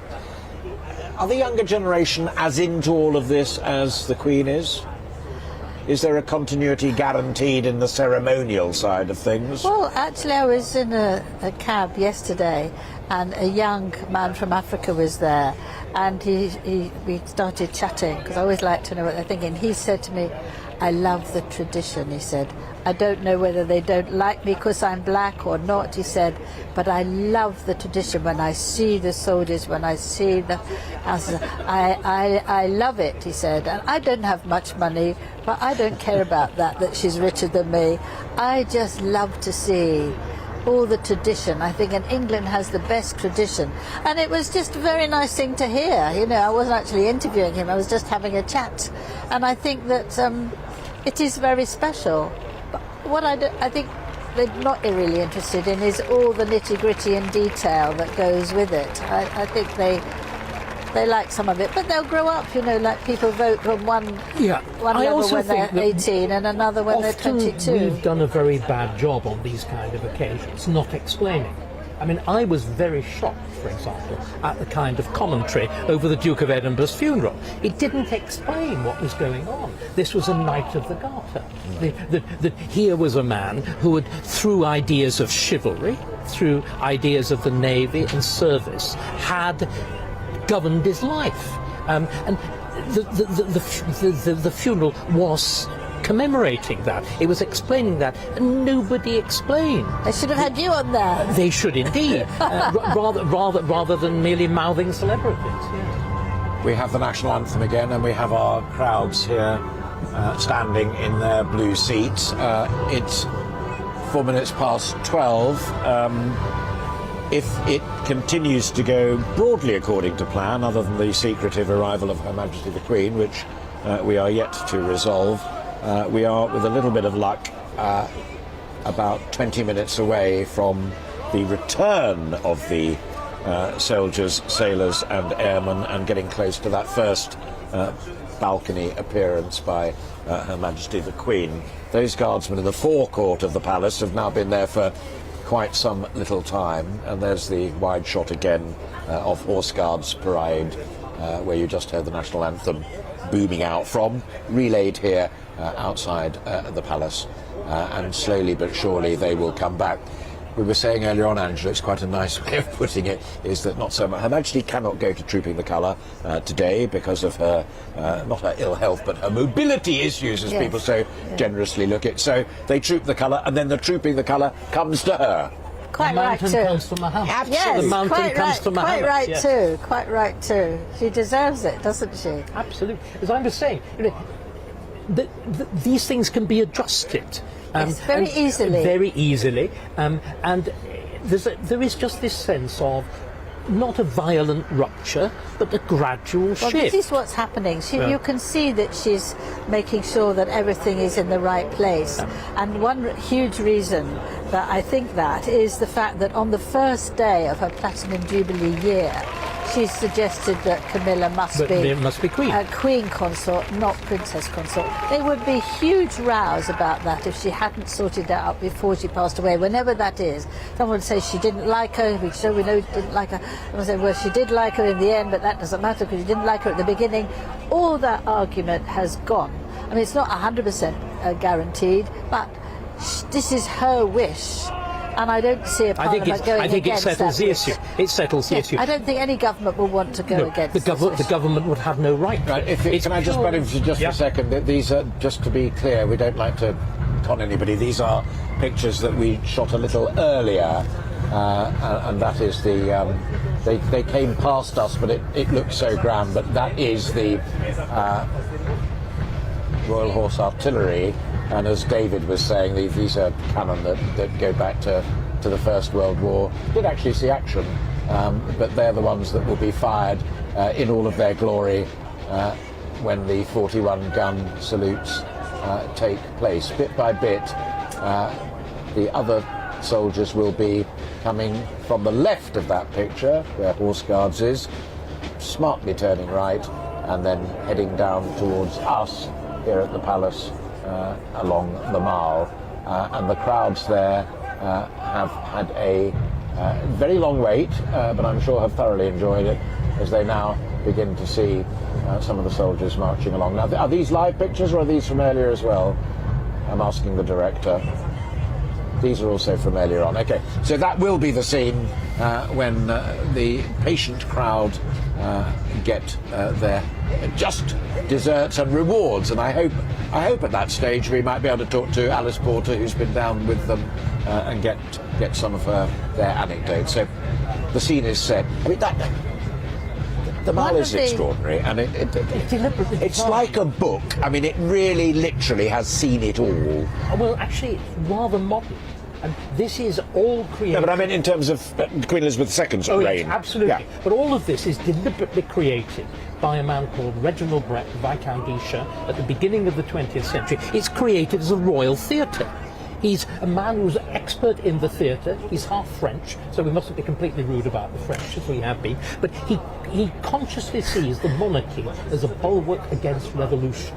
He knows that Britain is becoming democratic. You've just given, in the 1880s, the vote to the working man. And this is designed, Admiralty Arch, the Mall, this extraordinary series of great gates, and the front of Buckingham Palace, they're designed as a royal theatre by this architect called Aston Webb. The front of Buckingham Palace is put on over a single summer whilst George V is at Balmoral. They don't even take the panes of glass out of the window. It's stuck on and it's brilliant, and it works as a theatrical backdrop. And much prettier from the other side. Yeah, but that's a Regency side. That's Nash. This is the Edwardian grand theatre of monarchy. But can I just pick up what Angela was saying about the Queen's wish that Camilla be Queen consort? She, I think, has never forgotten the loneliness of her coronation. Yes, well, Prince Philip also knew that. Yeah. He knew that very well, and that's why he changed his mind about Camilla earlier on, when they realised that Prince Charles was not going to give her up. And then he wanted it done quickly in case anything happened, because he knew the huge burden of being alone. Of being alone and a monarch. Yeah, I mean, although I think the picture may have frozen, it may have be here or it may be general, but anyway, I'm being told that We'll hear the cheers. some of the mounted troops, I did hear a bit earlier on, that are beginning to come along the mile, so that is excellent. Can I just take both of you back to something I was saying earlier on when I said it's a prettier view from the other side, and you said Regency and what have you. But the only reason I know that is I'm not a familiar of the royal family, but I've been lucky enough to be there a couple of times when the gold awards to the Duke of Edinburgh's award candidates are given out. Absolutely terrific. And you have the most amazing mix of members of the royal family who play their part, including the Princess Royal and especially the Earl of Wessex, who kind of is poised to take over formally at some juncture. But the buzz that the families and the kids get from being there and doing that award is phenomenal. I mean, what a great tribute. Do you remember at the memorial service, the first person to speak was a young black woman who came from a very poor home, and it was recommended to her that she tried this, and she thought she wouldn't be able to, and she didn't have any money, and it was very difficult, and she did one thing and she thought this was marvellous, and now she's done right all the way through to the gold, and she feels that her life has been changed, and she's confident, and she spoke without looking at any words. You know, it came from her heart, and you thought, you know, how amazing that she would do that and stand up in front of kings from all around the world and all the royal family and everyone else, and she spoke beautifully. And there are other people who give a lift up, and I think Prince Charles has continued to do this with the Prince's Trust. With the Prince's Trust, yes. to give people an opportunity. Camilla too wants to do that, to give people who haven't had a voice. And she's done this particularly about domestic violence and rape, which before was absolutely taboo with the royal family. So it's very interesting that it's from generation to generation. Yes. You might have to slightly change it, as you say, but it is that you help people who are not as advantaged as yourself. And let me just butt in for both of you folk at home. If you're watching on GBNews television, I will try and help you if you're listening on radio, but what you just saw was the Royal Horse Artillery coming down the Mall, turning right at the Victoria Monument. There they are, those are three officers at the back of that parade, and they will be heading down Birdcage Walk towards the park down there, where I assume they will then assemble, and when the time is appropriate, at the given hour, will then fire their salute. But off they go as they go along. And again, David, you said, listen to the crowd, listen to the crowd. Not a member of the royal family amongst them, but but the Royal Horse Artillery, that will do. And there's the scene back up the Mall, and more will come as we move along. The time is 13 minutes past 12, and you're watching GB News TV and listening on radio. We're doing our best, if we can, to help you if you're on radio to describe what is going on, but that image is just of a very crowded Mall and lots of lovely Union flags there as we cut back to Horse Guards parades, as the colour of the 1st Battalion Irish Guards has been duly trooped, saluted, and that salute taken by the Prince of Wales, the Princess Royal, and the Duke of Cambridge. And bit by bit, these remarkable guardsmen, they're in support of their brother Irish Guards, Coldstreams there, Grenadiers there, Scottish, Welsh, all of them on parade in Horse Guards parade. The clue is in the name. And there in the middle of your picture, just coming in from the right, is the Royal Party. All of them will wend their way back here, where, as we've said throughout the morning, wend is a good one, isn't it, I think? And we do hope and trust that Her Majesty will appear on the balcony for the first time, accompanied only by the Duke of Kent, but a little later will reappear with all of the members of the family to see the flypast. Cameron Walker's back with us. Any news updates for us on the various phone calls you've been making and people you've been talking to? Well, there are quite a few, actually. I yes. thought there might be. There's some nice fluffy ones, I think, to start with. The Duchess of Cambridge, I've been told, is wearing a coat dress by Alexandra McQueen, a white dress, and a hat by Philip Treacy, I believe. We were talking earlier as well about the crowds cheering for no apparent reason. They were actually cheering the street cleaner who was clearing up the horse poo. So keep I discussed. You did. David Starkey said they're very well-trained horses because not one has done what comes naturally. Yes. Well, apparently isn't that magnificently British to cheer a street sweeper? Yes. I love it. I tell you, actually, if they're really clever as well, they'd be out there with a scoop bag because nothing does it for roses like fresh. A garden. Anything on the delay or how the Queen actually got into the palace? So the Buckingham Palace say that they will not discuss travel details for security reasons.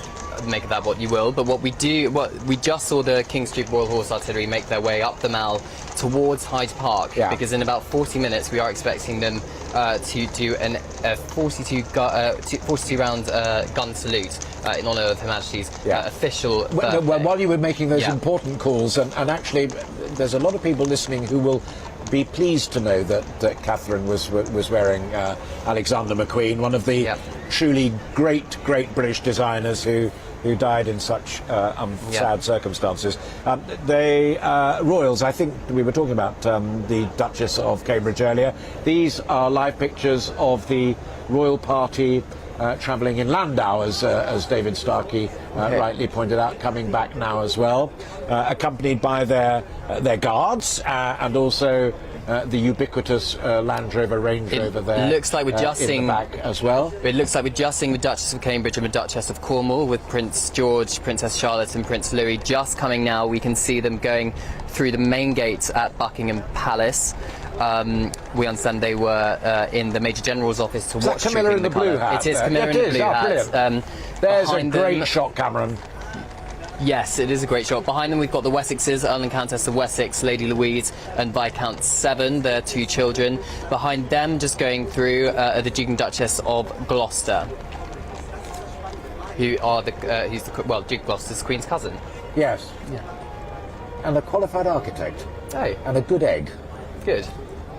The best extempore speaker in the royal family is even better than Prince Charles. Oh, really? And I was astonished. I was doing an event with him. I'd done a big formal lecture and picked up point after point, beautifully turned, really splendid. At Fotheringhay, where of course Mary Queen of Scots had her head cut off, so maybe he felt an obligation to perform. Possibly so. Yes. So at some point we are expecting Her Majesty the Queen to appear on the balconies to do take part in a royal salute with the Duke of Kent at Buckingham Palace. But before that, the original briefing, and you will know this just as well as I, we're talking about 12:20, which is 2.5–3 minutes away. Yes. I mean, clearly they're allowing for minor delays, but we're pretty damn close to it. And there's a lovely wide shot, Cameron and David, both of you. That's looking up the Mall from where we are. Great. And now we've got bands of the lifeguards. The uniforms are extraordinary, aren't they? Because the kind of the red tunicky ones are, as you were saying earlier, very Victorian. No, 18th century. 18th century. I beg your pardon. Red coats. But this drags us back even further, doesn't it? Not really. Same sort of thing. No, the frogging.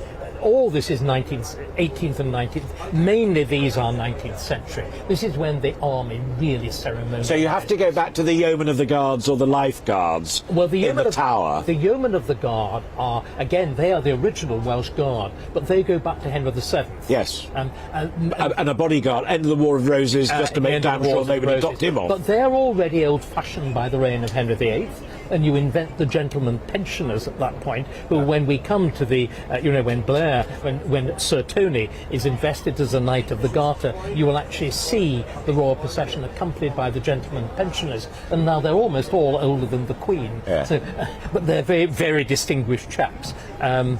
And then this layer of real soldiers who come in with the Restoration and the end of the Civil War in the 1660s. But the uniforms of 19th century, this stuff is called frogging. And these very elaborate details. This is when the history of gentlemen at arms, yeomen of the is for real. I'm the new monarch, Henry VII. It's going to be Tudor going forward, new guard. and I need a guard. I need it, and they were very much the business end of the job. Yeah.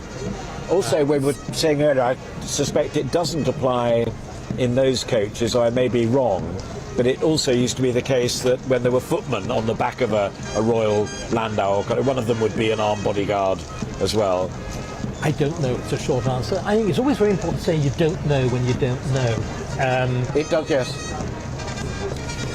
The Prince of Wales. I'm glad those pictures have just going through live as well, because those horses with the drums either side, the wonderful Shire horses, just amazing Shire horses, yeah. And always worth remembering that that Her Majesty knows every bit and bob that she needs to about it. Claire Balding, shout out for Claire, who got a CBE in the birthday honours list overnight.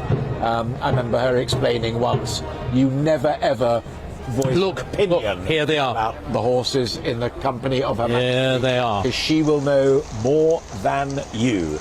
And here they come, turning left into this area just beneath us now, outside Buckingham Palace. Looking absolutely marvellous, but can you imagine being one of those lovely Shire horses, not only with those great drums either side of you, but a great trooper sitting on top. Speaking of horses, banging it. Speaking of horses, I have been told Prince Charles is riding a horse called George, Prince William is riding a horse called Derby, and Princess Anne is riding a horse called St John. So just a little bit of extra colour for you there. The Queen. Her Majesty the Queen has just appeared on the balcony. On the balcony, along with the. Oh look, the standard is fully unfurled. Just on cue, the standard is actually unfurling. She's wearing, for our radio listeners, she is wearing a blue coat dress, and she's going to be taking a royal salute from the balcony of Buckingham Palace from the cavalry who are returning from Horse Guards Parade. The Prince of Wales took the royal salute on Her Majesty's behalf at Horse Guards Parade, traditionally taken by Her Majesty the Queen, but due to mobility issues, Her Majesty has decided to do a separate one from Buckingham Palace. And how appropriate as Cameron makes that observation, that now coming alongside us and therefore parading in front of the palace are the Blues and Royals, the household cavalry, as David Starkey was saying. All of these regiments, all of these soldiers have their antecedents in genuinely doing the job. Those swords are for real, and has occasionally been seen, particularly by the soldiers standing in sentry box duty along Whitehall. If you push your luck, you're very likely to be reminded that your luck has been pushed. Indeed. And do it no more.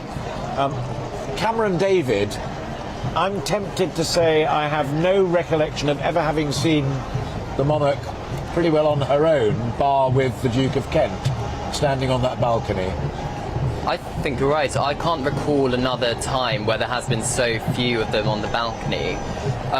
Again, I mean, it's not. I don't think it's a sense of a slimmed down monarchy. I think this is purely practical. This is the truth in the colour coming to the monarch. Yes. But it's also emphasising her unique position, that she is the Queen. Yeah. This is her platinum jubilee. And the Duke of Kent just offering a salute in return to the soldiers marching in front of him.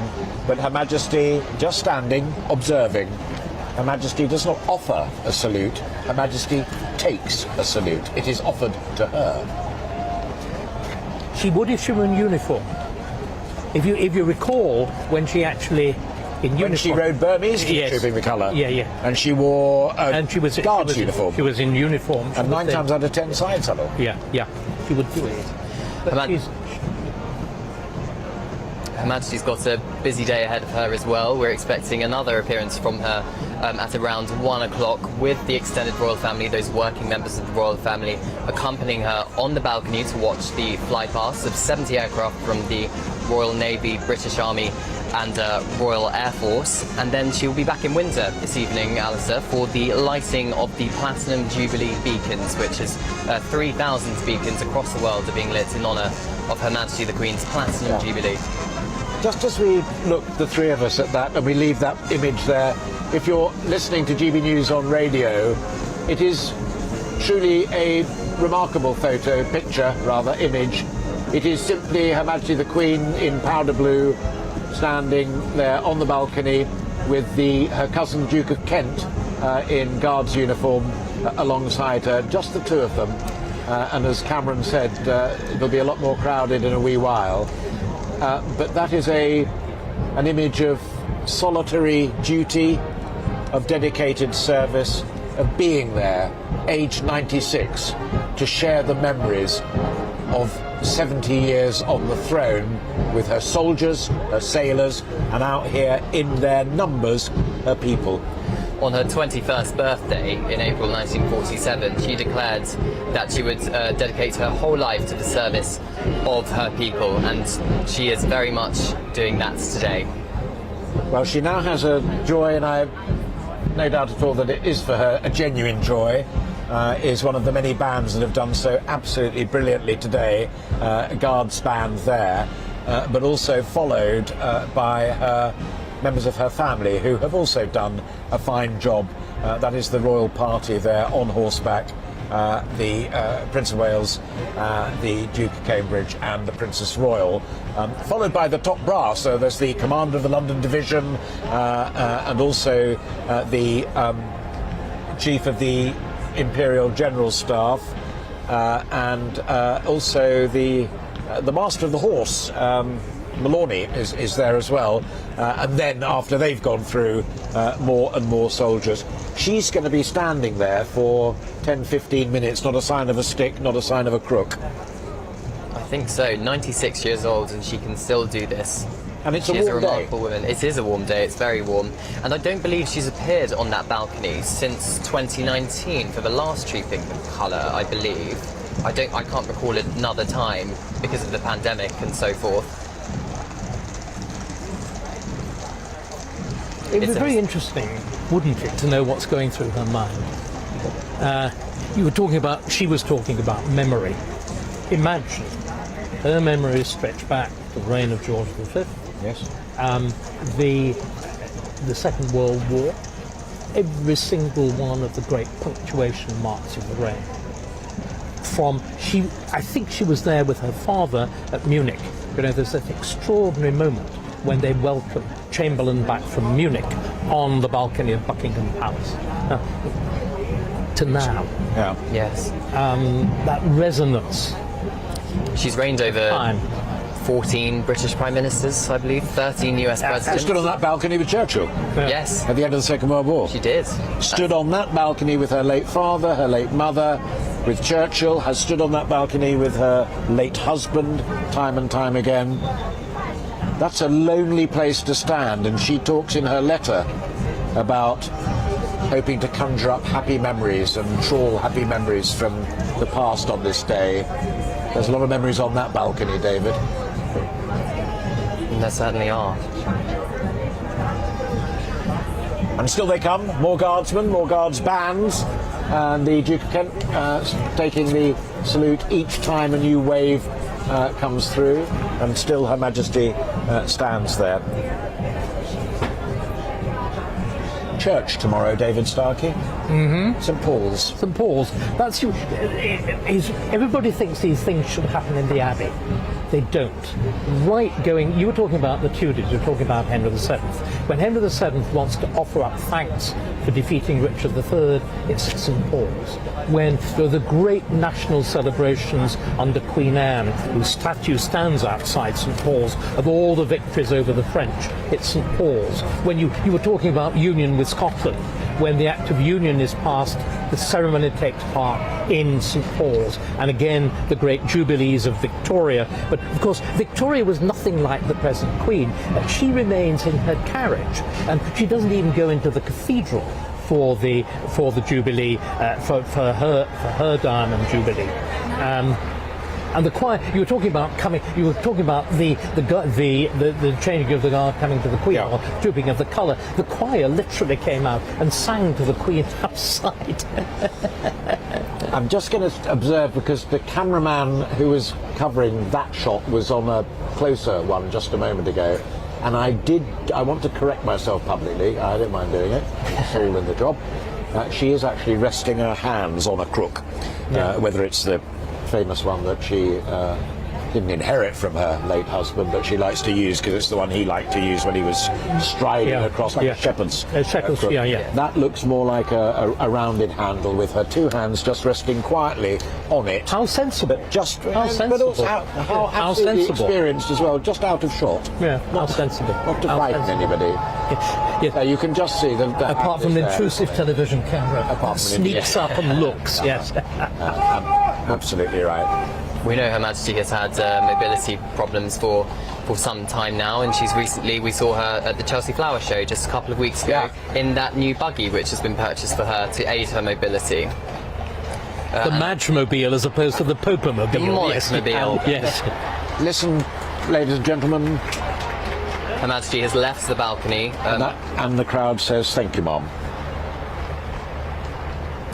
And we're expecting her again in around half an hour's time for the 6 minutes fly past, the Queen's Birthday Parade fly past over Buckingham Palace, which will be viewed by Her Majesty again and senior working members of the royal family, with a couple of exceptions. 70 aircraft from the Royal Navy, British Army, Royal Air Force will be taking part, the largest number since the RAF centenary in 2018. And that's due, we're told, around about 1 o'clock. Around about 1 o'clock, yes. And you said, how long was it? It takes about 6 minutes? About 6 minutes, yeah. 70 aircraft. So they'll all be well on their way. They'll be coming around, they have their various routes. I noticed, interestingly, I was terribly worried for a little while that just above your right shoulder there was a helicopter of the Metropolitan Police hovering, and I reckoned that exactly where it was hovering was in the flight path. I note that it has now moved. Right, and even if you are a Metropolitan Police helicopter, I really wouldn't take on a Typhoon jet, let alone the Red Arrows. So it's moved, and I think that probably is quite a good sign. Also within that lineup, and we'll try and pick them out if we can, but these things sometimes go a bit quicker than one anticipates, and we certainly won't get in your way of enjoying it. But in that lineup as well, it's not just whiz-bang fast jets like the Red Arrows, which are always such a joy to see, but it's things like RAF Rivet Joint Command Voyagers, aircraft that are in service as we speak over the Middle East, supporting troops on the East NATO border just away from Ukraine. Again, like these guardsmen are proper soldiers who dress up for the day. These aeroplanes that we will see are the proper job. But of course, they are using the real techniques because these are real weapons. And again, it's this strange mixture of old and new, that you're taking the most recent aircraft and you're using them as part of the ceremony. But this is actually, dare one say, this is much more what the Russians and the French do. It's our little nod to modernity. Yes. Little nod to modernity. Yeah. And of course we also have the Battle of Britain memorial flights taking part in the fly past. Well, that's a treat yet to come. The crowds down on the Mall, some of whom have even camped overnight. They got tents and travelled many miles, as we said. They've had a pretty fine morning of it so far, as yet more soldiers pass by. I did say to you earlier that my friend, our reporter Alice Porter, has been down there, and she sent us this report just a little while ago. Well, the Trooping the Colour has just finished, and there are so many people who are packed all along the Mall who've been absolutely ecstatic at seeing the royal family going past, including Brianna Colata. Very much nice to meet you. So tell me, what was your reaction to seeing this wonderful parade? Oh, it was wonderful. It was so fantastic to see the marching bands. That's really my favourite. And the horses. And obviously it's so exciting every time you get to see the royals come by and wave. And it's so nice to just feel a part of the celebration. Now I'm getting a Canadian twang there, and I know you're with some Americans. So I mean, quite an international group who are here celebrating the British monarch. Yeah, I guess all of us are connected, living here in the UK, and just really happy that we're able to celebrate this huge, once-in-a-lifetime milestone with each other. Now, I've been here for a couple of hours, and I have to say there have been a lot of politics of trying to get the best view of this parade. I mean, looking now, I've got a kid who's sort of standing on some sort of post. You were in a very good spot just behind you there, and you managed to get up on top and see over the crowds. I mean, so you had a good vantage point. Yeah, great spot to take pictures and see everybody. I'm sure they saw me wave. I'm sure they saw me, hey Bree. Now, speaking of waving, are you going to be waiting around to see the royal family when they go to the balcony, hoping to get a shot at the Queen? Yeah, I'm gonna stay at least for the flyover and see the planes. It's wishful maybe to think that I'll see the Queen on the balcony, but we'll try. That's all you can do is try. Oh, Alice Porter.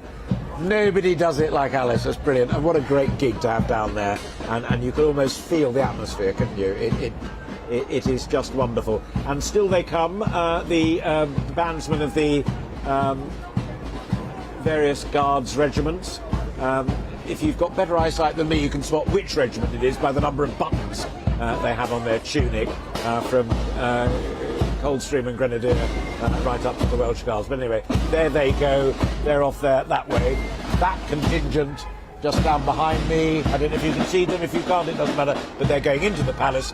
These guys are going back to their barracks, and you've got Wellington Barracks over there, and then a wee bit further down. And if we can we hold with that for a moment on one of the other cameras? Because we've talked so much about the army, but just coming up along now, I think, no, that's another army, or is it the RAF regiment? Anyway, just ahead of the flypast, which we hope is now about 30 minutes to go away. So just hold on that shot for a moment, and just coming into shot from the top right-hand corner, I hope. There we are, the white belts. I think that's RAF regiment. If it's not, I apologise profusely to them, but if it is, I'm glad we gave them a shout out as well. Fine and noble men and women, all of them. So they're clearing the way. We're going to take a slight pause with our coverage from here, because, as I say, we think we're about 20 minutes away from the flypast, and we really don't want to miss that. But we are deeply conscious of the fact that up and down the country, groups of people have been celebrating. Now, we've got Alice, as I said, down there amongst the crowd here, and we've also got Doogie in Northern Ireland, who I hope very much we will be able to talk to a little bit later on, because we were saying earlier on, before we come to the next thing, that Northern Ireland issue really is quite a big deal. Mary Robinson was saying that when the Queen made her first state visit to Ireland, it was of profound significance, and that was before Mountbatten and before Good Friday and before McGuinness. Just going to acknowledge and going to the Garden of Remembrance, which celebrated men who lost their lives in the fight against, as they saw it, British imperialism. Deeply moving. She handled all of that very well indeed. Now, are we able to go to Patrick and Mercy yet? We are. Well, that's excellent, because I was just saying we could talk about Northern Ireland a little bit later on when Dougie can join our conversation. But we're in the north of England, we're all over the place. We thought that what we would do to get a really authentic taste of what's going on out there, away from London and away from the palace, is to send Patrick and Mercy to a pub. And they are at the Royal Standard. Couldn't be a better name for a pub. I think it's one of the oldest pubs in England. It's in Beaconsfield. Yes, it does. It boasts to be the oldest free house in England. So over 900 years old, I'm told. Let's have a look at that with Patrick and Mercy. Is the inside of the Royal Standard of England. It's absolutely incredible. You're going to love this. We're currently inside a ship, aren't we? Yes, everywhere you look, there is just a piece of history. I mean, you just have to look around the place and you just feel British. You do indeed. And who's this chap over here? I'm Matthew. I'm the landlord. I've been here nearly 20 years. Fantastic. And what's that above your head there? I've got to show you from the Queen's coronation in 1953. This is from the trumpeter, the embroidery. So a lovely decoration for the Royal Standard. Absolutely. OK, ladies and gents, well, let's take you on through now. Mercy's already gone by the looks of things. Here we go. I was actually just, waiting for my lunch. This is my lunch specifically only for me. Yes, absolutely. I'm going to get stuck into that, I think, a bit as well. This bar area here, ladies and gentlemen, I'm resisting the urge at the moment, but I'm not sure how long that's going to last. Let's turn it on round, Pibbs, and have a look at what we've got going on in here, because this place is going to be rammed later. Absolutely, they're expecting lots of customers. Of course, people are going to be out celebrating. Just look again at how much history there is around here. You've got some interesting decor there, animal-wise. Something looking like basil brush. There's a skeleton up there as well. Skeleton up there, Donald Trump's wig here, and who other than the Queen?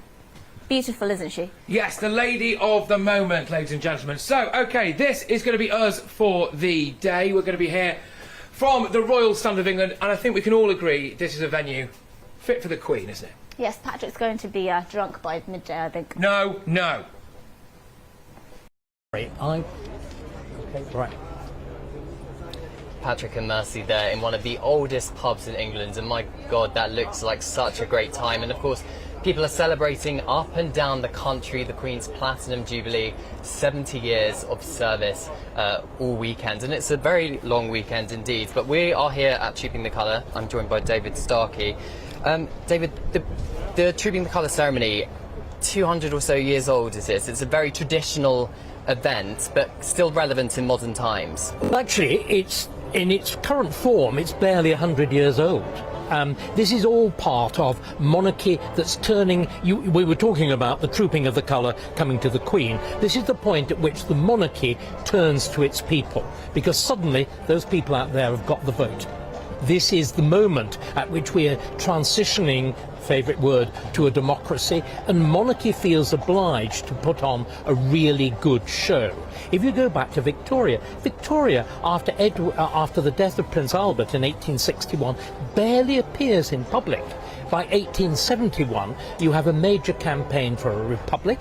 You have a Liberal member of the cabinet, Charles Dilke, actually saying, we want a republic. This is 1871. He thinks the middle class will support it. And then do you know what happens? The Prince of Wales, wicked Bertie, who brought about his father's death, it's Victoria thought, he becomes dangerously ill. And suddenly, the mood in the country changes. The heir to the throne is dying, they think. He recovers, and Gladstone, the Liberal Prime Minister, says, right, we've got to have a service to celebrate at St Paul's. And do you know what happens? There is a kind of turn of public opinion on a pin. Really? And from that moment onwards, you get this conscious development of public ceremony. We need to go out and show ourselves. Victoria hated it. It's her son, it's Edward VII, and particularly George V and George VI, who recognise they've got to do a job just like the Queen. And speaking of public ceremony, my favourite point of the entire day so far is Her Majesty the Queen appearing on the balcony with the Duke of Kent. So I've been told she was wearing an Angela Kelly outfit, comprising of a dusky dove blue wool coat dress, and she was also wearing the Guards badge on her coat. Do you know much about the Guards badge itself? What would that signify? I mean, what she's doing simply is what she does so regularly, make a little gesture. She wears green in Ireland. It's this use of clothes to symbolise things, and she does it with amazing deftness. And she, again, the colours she wears, they're all designed to cope with the fact she's very small. Yes. So you've got to wear bright, vigorous colours so as you stand out. Well, she needs to be seen, doesn't she? She needs to be seen. As she has done for the last 70 years or so. And even longer, as we were saying, the little girl in the perambulator. Yes. Well, David, for the moment, thank you very much. But beacons will be lit this evening all around the UK to mark the Jubilee. But where does this custom kind of originate from? We sent our Northern Ireland reporter, Doogie Beattie, to find out more. A ferry returns to Ballycastle from an island whose spider supposedly inspired a Scottish king in the 1300s. A royal beacon will be lit here to celebrate the Queen's Jubilee. It will be one of over 1,000 across the UK.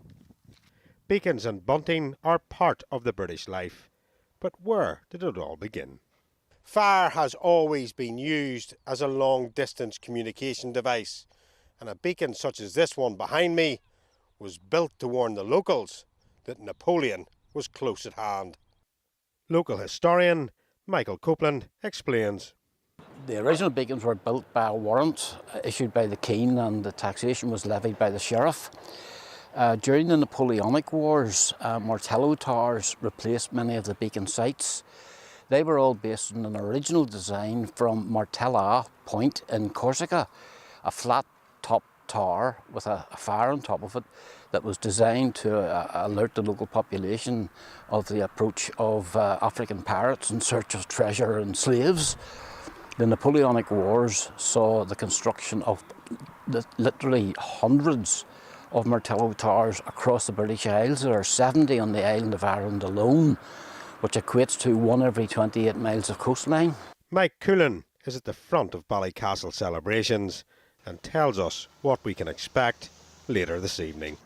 Well, I think this is an event that will never be witnessed by any of us in our own lifetimes, indeed in the future. She has reigned for 70 years. Well, we'll start off with the Holy Trinity Choir, who will sing 2 hymns, followed by the Piper, who will place a medley of Irish tunes, and then the bugle call to the Jubilee beacon lighting, followed by a specially written piece of pipe music, Diu Regnar, by the Piper. Beautiful Ballycastle will be lighting its beacon tonight at 9:45, along with the rest of the UK. Festivities here will be getting underway at around 8 o'clock.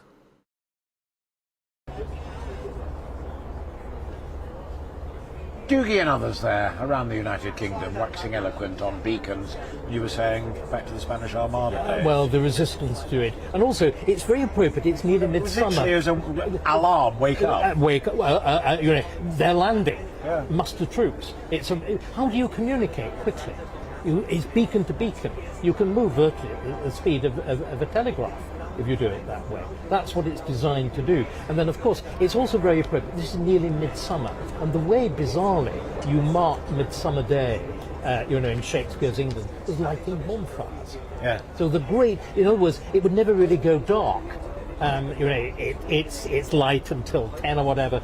Dawn begins at about 3:30. You've got a great blazing bonfire marking the shortest night of the year. So and that curious construction immediately behind you is the kind of compromise of the modern era and the old. Which, as we were saying, unfortunately not going to be lit. That's true. Not yet. Not yet. Not yet. Not yet. Not yet. Yeah, I think they're using a light display instead. It's a light, yes. Yes, but not setting the tree on fire, don't worry. But I think it's, particularly for a family, I mean, not least the late Duke of Edinburgh himself, and certainly Prince Charles, being really genuinely keen environmentalists. To have all of those other trees hanging within a tree is, at best it's inventive, at worst it's rather strange. It looks also a little bit too like the Conservative Party emblem, doesn't it? Yes. Well, Buckingham... Dangerous venturing into political territory. We can't have that. We are hoping that we are about 13 minutes away or so, maybe a little more than that, from the great fly past, which we've talked about a lot.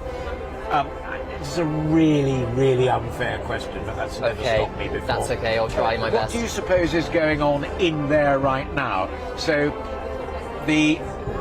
particularly the 3 principals, Charles, William and Anne, who did a terrific job on Horse Guards Parade, they're now back in there. All of the other kiddies who we know arrived with Catherine and Camilla, they got there even earlier. This now, it turns into a family gathering. Yes, presumably it is a family gathering in there, which is very significant on this occasion because the Duke and Duchess of Sussex have not seen their extended family members really since it's the biggest gathering perhaps since their wedding in 2018. And our understanding is that they will also be in there, but they will not be coming onto the balcony. Yeah, so we did see a couple of cars with police escorts which were blacked out go kind of around the back, presumably to enter Buckingham Palace from a side entrance, so perhaps they are congregating inside Buckingham Palace with them. But the Duke and Duchess of Sussex will not be appearing on the balcony, but we know that Prince Harry and his brother, the Duke of Cambridge, have not spent that much time together at all. I think the last time perhaps they spent a lot of time together was at the Duke of Edinburgh's funeral in 2021, in April 2021, so perhaps the atmosphere could be slightly tense if they are indeed in there, but they won't want to detract from the fact that this is Her Majesty the Queen's Day and it's a celebration of her 70-year reign, so nothing, I don't think they want family matters to spill into the public domain. No. Ian, the photographer who was here, if you cast your mind back about an hour, he was saying, you know, we've got to re-engage Harry, the public want Harry back on board.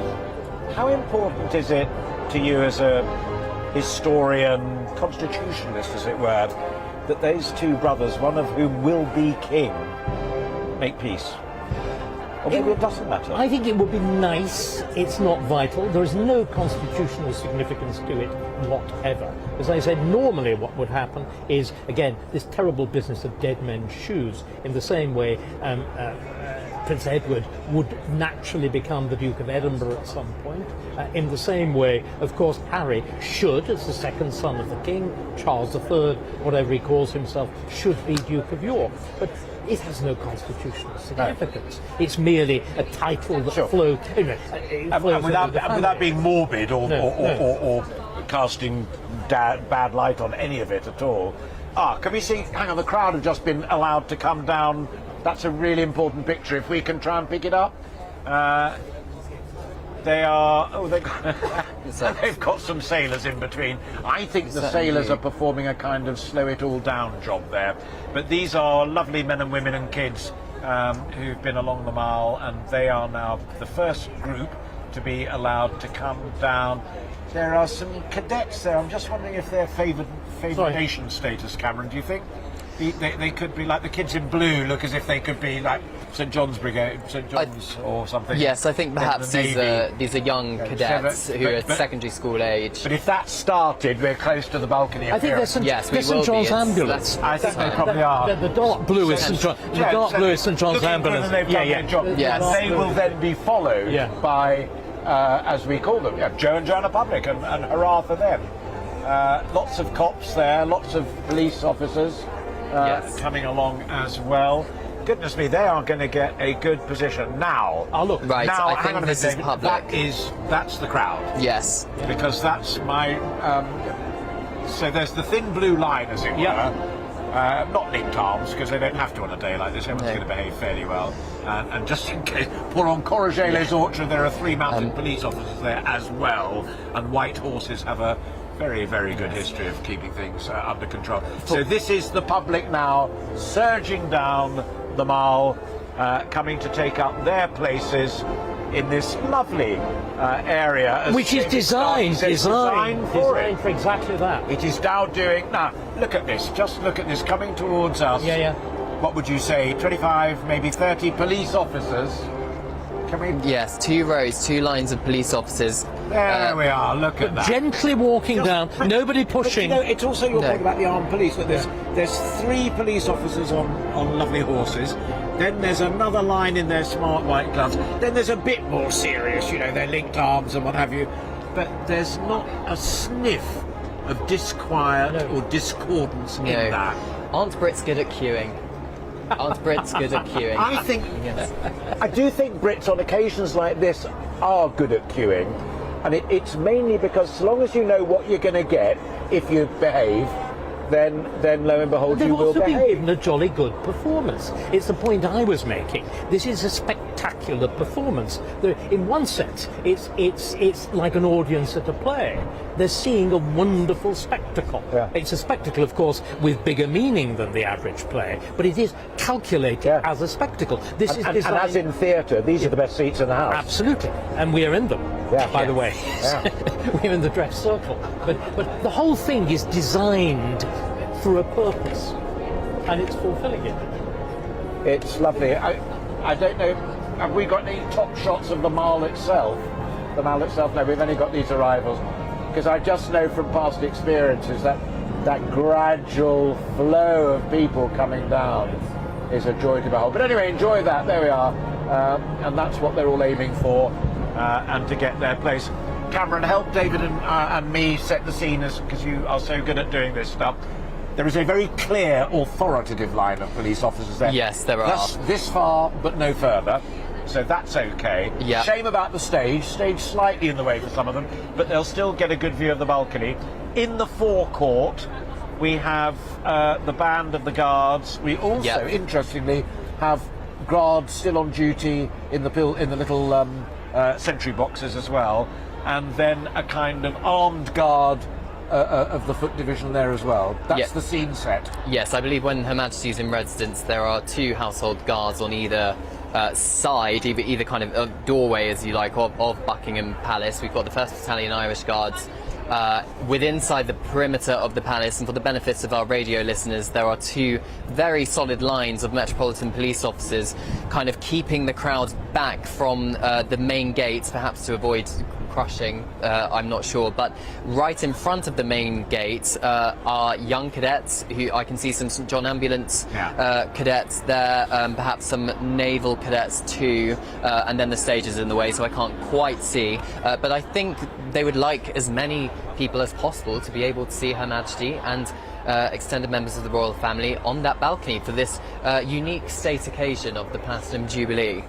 And I think, you know, these crowds must have been queuing for hours, if not days, to get a good view, and this gives a sense of just how popular, just how patriotic British people really are when it comes to the monarchy. Yeah, and as Alice pointed out, and we said earlier on in the programme, they're not all just Brits. No, lots of tourists, which I suppose is a great thing for perhaps the economy, and a great draw for tourists to come to Great Britain is the British monarchy.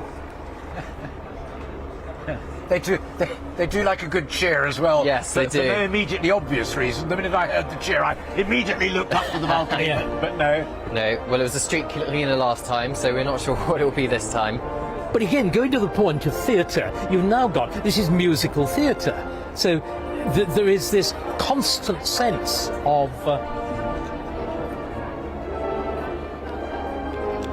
I'm assuming at some point they might let the crowds get closer to the gates, because from where I'm seated here, there's a lot of space that they could potentially occupy.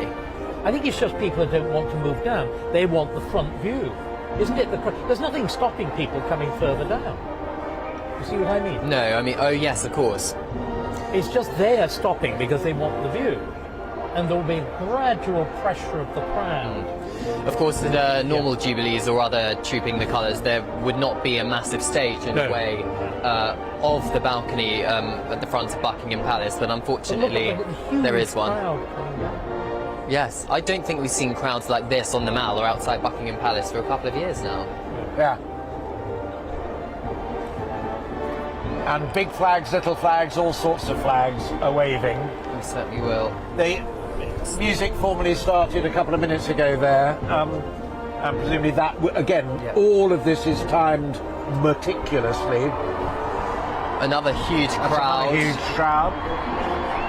I can't quite see from this angle, but they'll actually see the royals come out onto the balcony before we do. They will, because we have because of the angle. Her Majesty the Queen has there now she is. back onto the balcony. Her Majesty the Queen is now on the balcony. I can see accompanied again by the Duke of Kent, as bit by bit other members of the family join her. The Prince of Wales, the Duke of Cambridge, I can see the children, I can see Prince George, Princess Charlotte and Prince Louis on the balcony. I can see the Duke and Duchess of Cambridge, the Prince of Wales, the Duchess of Cornwall, Princess Anne and her husband Vice Admiral Sir Tim Lawrence. Duke and Duchess of Gloucester are also on the balcony. I believe I can just about see the Earl of Wessex and the Countess of Wessex and their 2 children, Lady Louise and Viscount Severn, James Viscount Severn. I think Admiral Sir Tim Lawrence is there. Yes, he is. Immediately behind the Princess Royal. And the Duke of Kent and Princess... Other than the Duke of Kent, the tallest man up there. Yes, and Princess Alexandra, I believe, is Tim Lawrence, also there. Princess Royal's second husband, but an admiral and a knight in his own right, held a very senior and important job at the Ministry of Defence. Yes, he does indeed. He's not a working royal, but Her Majesty the Queen decided to make an exception for Vice Admiral Sir Tim Lawrence to be on the balcony. As you said, he's got that prestigious title, and the children as well. The Duke and Duchess of Cambridge's children. We've got Prince George, Prince Charles and Prince Louis. They're not working royals, but they are the next generation of the royal family. Prince George will one day be king, and it looks like the flyover is just about to fly over Buckingham what we're going Palace. to do now, ladies and gentlemen, is mix and match, as they say. That is the royal family, as Cameron just brilliantly described to you. And coming in now very slowly, there it starts, with the Royal Navy Wildcats, Merlin helicopters, British Army Apache helicopters, RAF Pumas and RAF Chinooks. They are the first 4 or 5 waves of aircraft. So fixed wing yet to come. These are the attack helicopters of both the Army and the Royal Air Force, but also the Chinooks, the big double-engined ones, the workhorses of the Army, and I know all too well because we live just over the hill from RAF Odium. They're powerful, mighty beasts that deliver real soldiers into real battlefields, being piloted and navigated by real aircrew today. Helicopters from the Royal Navy, Royal Air Force and British Army. They are the first aircraft to fly over Buckingham Palace. They are the slowest aircraft of the ones we are going to be seeing today. First are the Royal Navy Wildcats, as you just said, Alastair. 2 Merlin and 3 British Army Apache helicopters as well. Don't try and compete with a Chinook, Cameron. No, I'm not going to try. Chinooks do boom, boom, boom better than anybody else. You can actually feel the wind they generate. Yeah, if you can't, you may not hear that, but David Starkey was just saying, we sitting here in the commentary box, lovely seat, but can actually feel that. Look at the standard now. It's the force of the. And they look at them. They go flying off. Look at the pennants. Left. Now I'm going to give you an early heads up, ladies and gentlemen, because you will not want to miss a single frame of the next wave. It features 1 Lancaster bomber, 3 Fighter Command Spitfires, and 2 Hurricanes from the one and only Royal Air Force Battle of Britain Memorial Flight. And they're accompanied by RAF Fenham and RAF Texan training aircraft. Look at that in all of its glory. Incredible. 617 Squadron, the Dam Busters, the heroes of Bomber Command, accompanied by representatives of the Hurricane and Spitfire forces that fought and won the Battle of Britain, maintained by the Battle of Britain Memorial Flight. A joy to behold.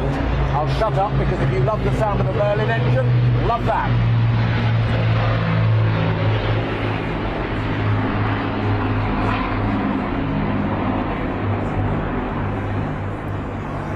Now here come the big boys of the modern age. Next wave. Those are the Fenham and Texan light aircraft used in training, and they're accompanying the Battle of Britain Memorial Flight. Next coming along now, heavy-duty workmasters, RAF Hercules C-130s that carry equipment and soldiers hither and thither, whether it be to airports just outside Ukraine or battlefields in Afghanistan, or whether it is bringing back the fallen from those conflicts. You will have seen Hercules do that on many occasions in the past. 3 of them there from Transport Command. Coming up behind them, the 2 giants of the Royal Air Force, an Atlas and a mighty C-17. The size of those monsters, but they can deliver tanks where tanks are required, or rather large numbers of people. And as any senior military person will tell you nowadays as well, it's very often medical aid, it's food aid, it's all manner of things. But that is a Hercules and a mighty C-17. Now we come into some of the quite interesting aircraft of the Royal Air Force, interesting in the sense of what they do. You're going to see a Poseidon P-8, a what's called a rivet joint, nothing to do with how it's held together, but that's what it's called, and also a Voyager. These are used in intelligence gathering operations. They are jam-packed full of all manner of sneaky stuff that keeps troops on the ground informed and keeps intelligence headquarters aware of what is going on. They are listening devices and troop marshallers as well. Next up we have the Voyager, and the Voyager is flanked by Typhoons and F-35 fighter jets. Voyager is a big transporter as well, but not so much heavy equipment, more many people. But the Typhoon and the F-35, fighting jets of today. The heirs to the Spitfire and Hurricane that you so enjoyed earlier on. Now the VIP Voyager that can be used by the royal family and by senior members of the government. We've seen Boris Johnson and Liz Truss, the Foreign Secretary, use it, decked out in the Union flag, and that Voyager is flanked by F-35s, fighter jets.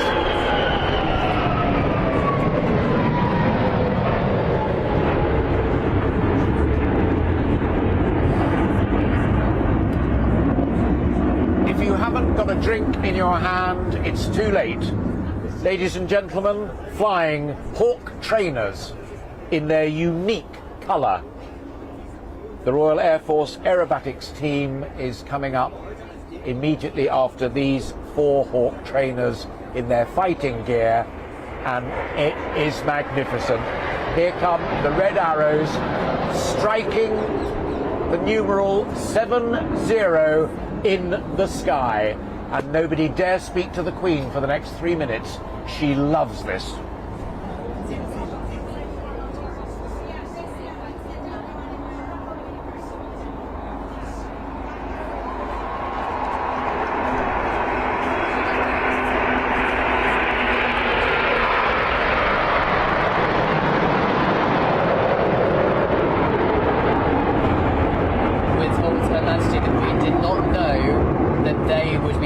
The number 70, so this was a surprise for Her Majesty the Queen. And here they come, the red arrows describing the colours of the Union, red, white and blue, across the skies of London above their monarch, whose commission those officers hold. Nobody else's, no government, only the Queen.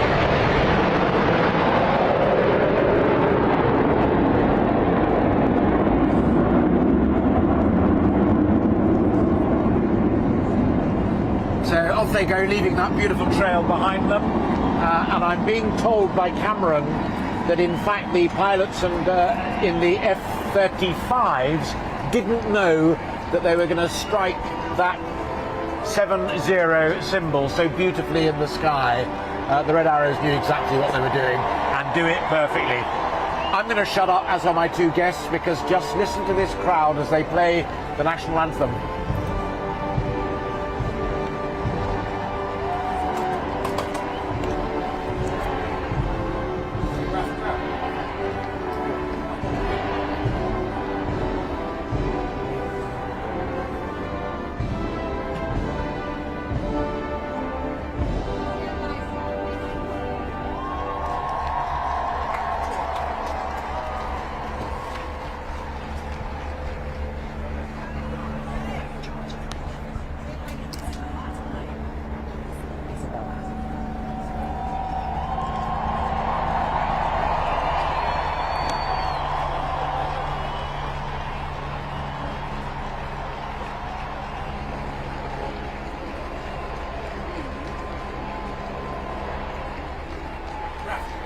And no, we didn't lose sound, and I wasn't suffering from not being able to think of anything to say, but quite frankly, the tail end of that fly past, and then the sounding of the national anthem, and the reaction of this crowd outside Buckingham Palace said it all. That went off very, very smoothly. There was clearly genuine joy on the balcony. Everyone who we thought would and should be there was there. This lot, most importantly, loved it. What a joy. Yes. And a simple joy in many respects. I mean, yes, a sort of huge birthday cake in the sky, the 70, was wonderful. But equally, just look at the skill of that. If you actually think that normally planes as close to each other like that crash, the sheer effortlessness, but of course profound effort, yes. Profound training, yes. All there on display. And again, the fact that these are real fighting troops, but this deployed to give joy. to give pleasure. It's, life isn't simple. People want to separate these things out. They're not separable. The crowd outside Buckingham Palace here behind David and to my left is beginning to disperse. This lot are just going off down to the south-west. It's going to take a lot longer for the numbers that have come down the mile to decide which way they're going to go and get back there. But the family have now gone back inside. Cameron, again, it was a job well done.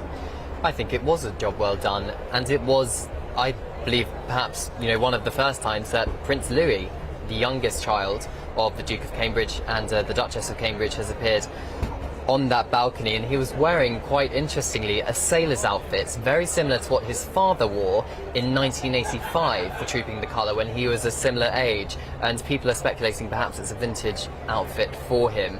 And it was a chance for crowds, as we've been discussing, outside Buckingham Palace to see in the flesh members of the royal family, which they probably haven't been able to do for a number of years. So it was pomp, it was ceremony, it was celebrating the British Armed Forces. Her Majesty the Queen is head of the armed forces, 70 spectacular aircraft flying without a hitch. I was at one of their rehearsals last week at RAF Cranwell for the RAF contingent of that fly past, and even then it didn't seem like there was any problems with it. So it was very much military timing and military synchronization involved. And the other extraordinary thing about it, you were saying that the proper fighting pilots and navigators are incredibly skilled men and women nowadays, as they have to be. But those aircraft, you were saying about rehearsal at Cranwell, at Scampton for the Red Arrows, and all up and down the country. Kinloss, I think, also plays a big part in some of the larger aircraft, the spy ones. Mm-hmm. Yeah. We'll meet in London at 1 o'clock. Don't be late, because we've got to do this fly past. I mean, that in itself takes remarkable planning and precision execution. Oh, it's a huge undertaking, and bearing in mind, the planes can't stop; they have to constantly be moving. And they they were circling over the North Sea before they came in a straight line down over London to make sure they hit that mark at 1 p.m.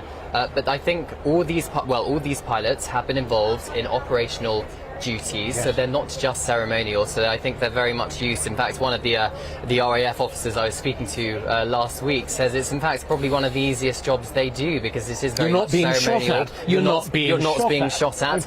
Everything's rehearsed, everything's timed, it's all meant to go exactly to plan, whereas out in the field, that's not necessarily the case. Yeah. I think the other distinction I always make, and I'm biased being the son of an RAF officer, is that one of the other great things that have changed today, and that they couldn't be here, they wouldn't be here because it's the nature of the thing, but a lot of the aircraft that do the real killing nowadays are operated from bunkers, underground, they're drones.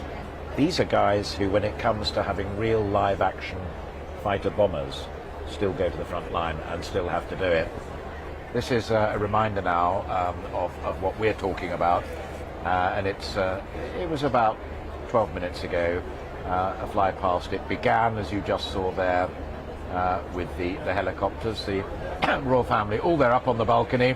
And as you can spot there now, Cameron pointed it out, the young prince in Navy equipment, what am I talking about? Navy uniform. Start them early. early. The next wave of helicopters come along, including the one or two chunky Chinooks there. It was an interesting mixture of, as Cameron pointed out, the helicopters first, because in a straight line they're slightly slower, then followed and building up to the fast jets at the end. Although I noticed, Cameron, that there were, in a couple of cases, there were fast jets like the Voyager, the one that Liz Truss and Boris Johnson used, as well as members of the royal family. Yes. There were fast jets, as it were, escorting some of those big aircraft as well. Flanking, yes. So the order of the aircraft went from the slowest to fastest, so the Red Arrows were the last. But I suppose I'm not quite sure why perhaps they decided to escort the aircraft, because there's no VIPs on the RAF Voyager. It looks better. But it does look come better. On, be imaginative. It's picture. It looks better. And this is weapons of war as ceremony and beauty. It's again something we've forgotten. Go to the Tower of London and look at the armours. Why are they decorated? Yes. They're real defensive armours, but you want to make them look beautiful. Henry VIII's guns had amazing casting on them of coats of arms, of symbols, of whatever. And again, why the dress uniform? They used to go into war in those uniforms. You know, what do they do before the Battle of Waterloo when these are noblemen and whatever who will actually fight with the sabre and the sword? They have a ball. They dance. There's the great Waterloo Ball. This is something. Who had the ball before Waterloo? Well, it's a Duke of Wellington stars at it. Yeah, but there was I can't remember. I can't. Do you know what? I'll now confessing. the rocket. This is the moment that goes down with the 70th anniversary. These live programmes that were on air for 3 or nearly 4 hours, whatever it is. My brain plays tricks on me, and suddenly flashbacks come to me. And I remember you saying about contrasting Putin's Red Square military parade, nasty, the sheer thuggishness with what we've seen today. But that's what dragged it back from my memory, is that those young men and women, quite possibly women, because they do fight jets these days in Typhoons and F-35s and what have you. One of the day jobs is flying over the North Sea when Russian bombers come into our airspace to just gently remind them where you are. Yes. And you can go home now. Please. Yeah. But a rather insistent please. A please with a little bit of a behind it. Yes. I also said as a throwaway line, and it's true, that all of them who are officers, whether they were members of the Household Cavalry or the Royal Horse Artillery or up in those beautiful aircraft, who hold the rank of officer, right up to Lieutenant General. We had a couple of those parading today as well. Office, they hold the Commission of Her Majesty the Queen. Prime Ministers and governments may come and go. Their commission is the Crown. The Crown. To the Crown. But we don't have a state. This is one of the things we forget. We have a monarchy. For every act of Parliament, its enacting clause is it be it therefore enacted by the Queen's most excellent majesty. And this again, we have a monarchy that is powerless and all-powerful. And it embodies us, the Commonwealth. And when you have Parliament dissolved, the very, very last thing that happens before they all go back to their constituencies and prepare for whatever the next crisis is la reine le veut. That whatever act of Parliament that they have passed, before it becomes the law of the land, la reine le veut, the Queen agrees. The Queen wants. The Queen wants. The Queen is even stronger. It's the Queen wishes. It is the moment at which an act of Parliament becomes a statute. It's that great moment of transition. It becomes the law of the land, not something that a government has just decided that it wants. Here's a bit of the fly past that the Queen certainly wanted as well. La reine le veut. First of all, it was the group of hawks, I think, forming the number 70. Cameron, is that your understanding? That's my understanding, yes. But in as it were, battle dress, then followed by the aerobatic team, the Red Arrows. So that's the 70 Cameron was saying on rehearsal. I'm not sure these were hawks. I think they might have been F-35s. But anyway, Royal family like that, glancing up. The Queen turns to the right, said, that looked very well indeed. My favourite bit is coming up now. And Duchess of Cambridge says, keep your eyes peeled, kids. This bit you are going to love and remember. These are called the Red Arrows.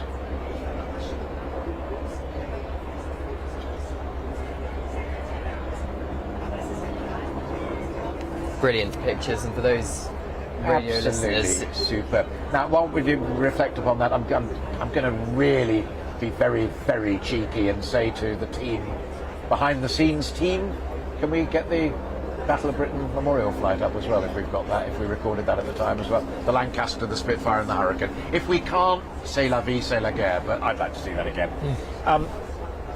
We've got about half an hour left, no, slightly more than that. This is now pretty well finished here, although, bless their hearts, they are still peacefully wending their way away from here. And what I'm struck, and I'd love both of your thoughts upon it, is that part of the cleverness of this Platinum Jubilee is that we had today, as you and I, David, started our very first conversation, regiments Victoria would recognise, jets that Albert wouldn't even dream of. We've ended up with the people, subjects, citizens, call them what you will, celebrating. And it's been a great event. It's been a bit military, it's been very royal, it's been terrific. Tomorrow we go to church, and on Saturday we have a knees up. Quite clever, quite neatly woven, all boxes ticked, and ticked rather elegantly. Yes, but then what I was trying to say right at the beginning, monarchy incorporates all of these things. And we're seeing exactly what the great constitutionalist Walter Bagehot said. It's interesting because of its flexibility, but also because there's this unique focus on one elderly woman who somehow incorporates everything, including us and her family. And that is the magic of the thing. But of course, tomorrow, and we'll be talking about this a lot tomorrow, and you're seeing another face of it. You're seeing, of course, the monarch as somebody who is crowned, is anointed by the church, who swears solemn oaths in church. And every coin still has by the grace on the first. Well, by the DG, by the grace of God first, and then Fidei Defensor, defender of the faith. Prince Charles, of course, raising a few characteristic quizzical eyebrows about whether he's a defender of the faith or defender of faiths. But that will be, the tone of that will be very different. You will be, of course, in this vast space of St. Paul's. But of course, all of the great figures of history will be watching. The Duke of Wellington is there. His body is there. They'll be watching, surrounded by those gallant soldiers of now and of the past. They're monuments to them. And it is a great city like London, with great buildings. When you said it earlier on, I was sitting here thinking that apart from Wren's churches, all sorts of them dotted about the place, and lots of smaller ones. But my goodness me, I lived in Washington DC for a while. They have one cathedral and it's hideous. I've often worked in Liverpool, and it has two cathedrals, one ultra modern, which is great in my book, and one much more ancient, and that's not absolutely ancient, fun. it's just designed to look ancient. Designed to look ancient, rather like the Washington one. But yet here, much better, and built within on a a couple wonderful of miles sandstone. of each other, you can have the sheer architectural joy and celebration that is St. Paul's, and the rich, steep, millennial history of Westminster. And that little area, as you said, about Whitehall burning down, Westminster Abbey, that little small village of Westminster has been the pounding heart of government for so long. Ever since William the Conqueror. It's extraordinary thought. Every monarch since William the Conqueror has been crowned in the Abbey. You're there. And the Tower of London, William Conqueror fingerprints. Yes, indeed. And once upon a time, of course, the way the coronation procession worked, you processed from the old coronation procession, went from the Tower. You took possession of the Tower, and then you processed through the City of London on the eve of the coronation to the Abbey. Because, of course, then the Royal Palace was right next door to the Abbey. So repeatedly you're seeing ceremonies that are continuous but shift a little. Sure. And finally, the knees up. You're the knees up. You're the knees up chap. You're the knees up. He's the knees up generation. The mere point that I'm making is, I love today. I could take the Red Arrows and the Lancaster Bomber time and time again, and I love the soldiers and the regiments. Church I respect deeply and quite profoundly, and so do many people. Not only respect her right to that faith, but the act of faith for themselves. The knees up, I'm slightly more torn on. That's the reason I come to you on it, is because there are people on that bill performing at the party. Is this on the Saturday? On the Saturday, Yeah. rather. That I'd pay good money not to have to. The Queen feels exactly the same. Well, I just wonder. She'll have earplugs in. Wouldn't any sensible woman of that age with that lot? But of course, half the rockers are almost as old as she is. Well, I'd be aren't they? surprised if Her Majesty actually does turn up to that particular party happening on the Saturday. Mobility may become a... Mobility may become perhaps a convenience excuse, but no. There is a royal box, and we understand a lift has been installed in case Her Majesty does want to watch any of the staged events happening outside Buckingham Palace on the Mall. Yes, but lots of celebrities performing on the Saturday, and crucially on the Sunday as well. We have that big Jubilee pageant. Yes. Representing the pageant I'm also. Yes. That kind of goes full circle, and it's lovely. It does. We will have a few minutes at the very end to reflect further. Sure. But I'm glad to say we did say earlier on, and we've only done it once. I apologise for that, but it was mainly because there was so much happening here and on the Horse Guards. We didn't want you to miss that we'd be up and down the country. We've done a little bit of it, and I'm delighted to say that we can now do a little bit more of it, because from street parties to pageantry and banners to bunting, literally millions of you across the country and indeed around the world have today been celebrating the Queen's 70-year reign. Filmmakers in the northeast of England have been delving into the vaults to create a special tribute to Her Majesty, and our reporter Rachel Sweeney has been finding out more.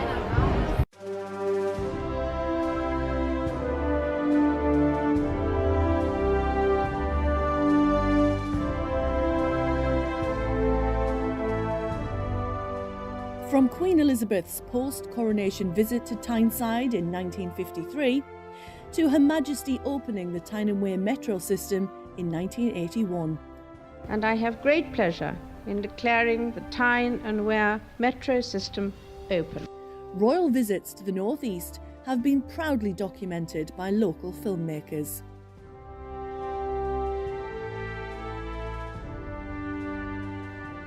To mark the Platinum Jubilee, the North East Film Archive has pulled together amateur and professional footage from across the region to create a special film called Seen to be Believed. This completed film was later shown in communities across the region so that everyone could experience the excitement of the visit.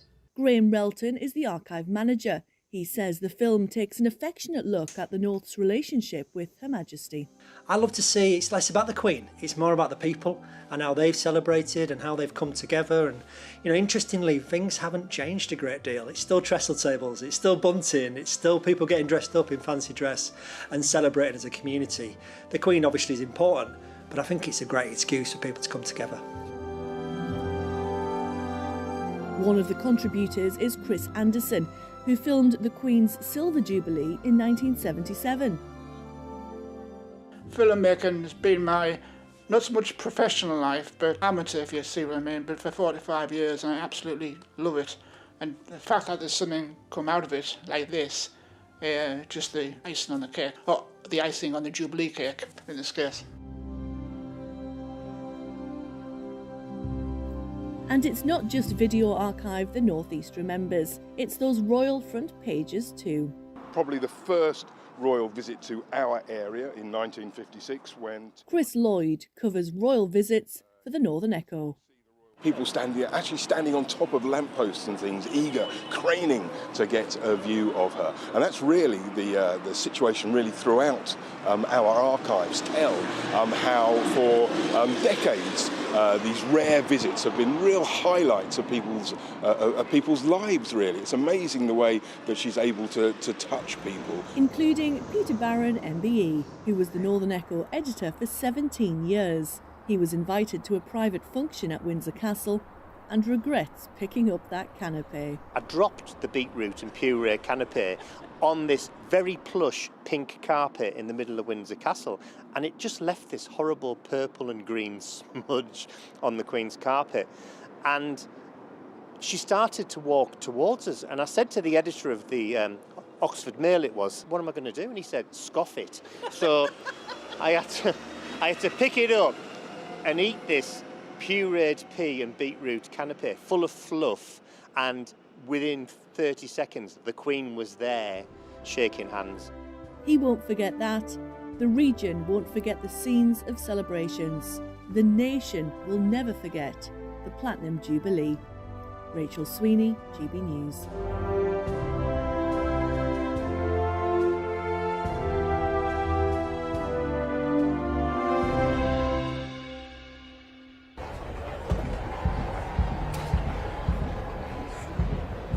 So, a little bit more of that flavour up and down the country, but it is, I think, worth remembering that this, the last thing that this is, sorry, we're not supposed to have that. The last thing this is in any way metropolitan.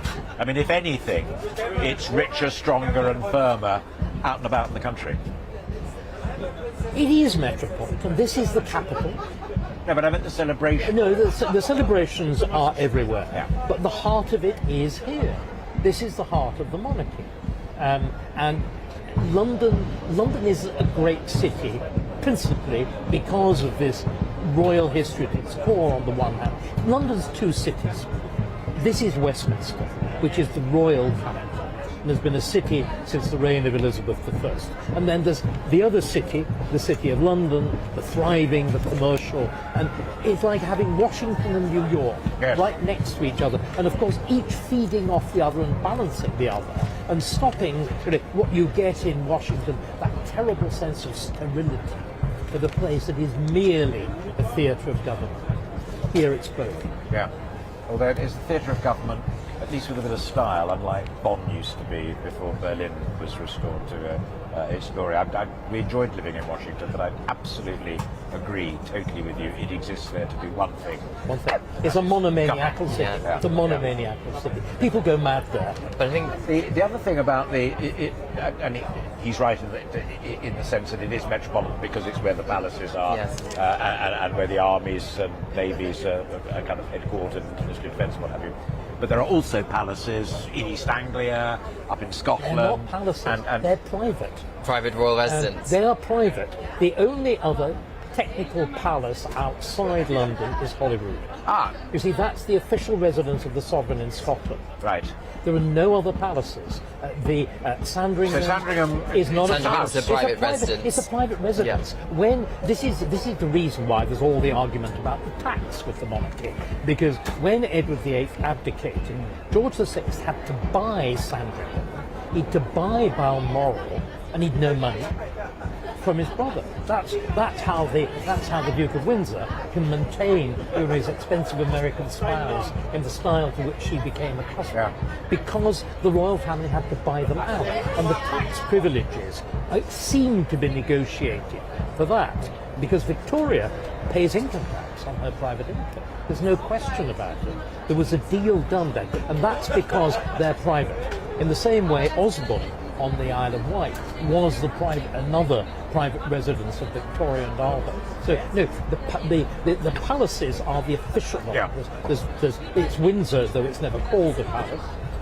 Is an official royal residence. Obviously, Buckingham Palace, St James's. I mean, in theory, the palace is St James's. That is to which all foreign ambassadors are accredited. You're an ambassador to the court of St James's. When the sad death of the Queen, when the sad moment of the Queen's death happens, it will be proclaimed from the balcony of St James's Palace. You know, the famous cry, "The Queen is dead, long live the King," will be the cry that goes up there with the heralds and the trumpeters from St James's Palace. I love St James's Palace. We talked about it a little earlier on. Thank you both for the correction on palaces and residences. What I was getting at, and you've been there because you work wherever the story is developing, as our royal correspondent, but they become little hubs as well, don't they, for warmth and for loyalty, and particularly Balmoral and attendance at the Crathy Church and so on. Those people around there would chop your head off before they breach confidence. Yes, I mean, well, perhaps. There's certainly a sense You've that... tried, have you? Yes, I've tried to get it. No, definitely but not. It's a subtle build-up to the point where one of them did breach a crucial confidence, and that was when the Queen said to somebody outside Crathy Church, "I do hope people think terribly carefully before voting on the independence referendum." That's the Prime Minister. That's David Cameron. No, but it was a it was a report in the Sun. That's right. I stand corrected. The story I stand corrected. corrected. Thank you. I stand corrected. Yes. The original story that was covered quite sharply at the time was that this woman, who hasn't put a foot wrong barely, although there are many who said she should have visited the Aberfan disaster in South Wales sooner than she did, but that was in a different era, and also the whole Diana thing here and coming down from Balmoral, that was another. But the idea of her direct involvement in a political issue like Scottish independence, yes, she was. And I've always been intrigued to know whether she knew exactly what she was doing. I think she did. Or whether it was a slip of the tongue. Well, I believe I think she did. I think perhaps she did, in the sense that she didn't say which way. She didn't tell a member of the public which way in order to vote. She just said, think carefully. And that was picked up, I believe, by a tabloid, which is when it blew up into a major story. But back to your point in terms of the royal family's connection with other properties up and down the country. We see at Christmas crowds forming outside the church near Sandringham, St Mary's Church in Sandringham and Balmoral. We know that other royal residences up and down the country this weekend for the Platinum Jubilee celebrations are putting on street parties or picnics, trying to involve everyone up and down the country, trying to make them involved within the celebrations, because although the focus is in London here, a vast majority of people in the United Kingdom of Great Britain and Northern Ireland do not live in London, and I think perhaps the palace is very much aware that they need to incorporate and include everybody. Yeah.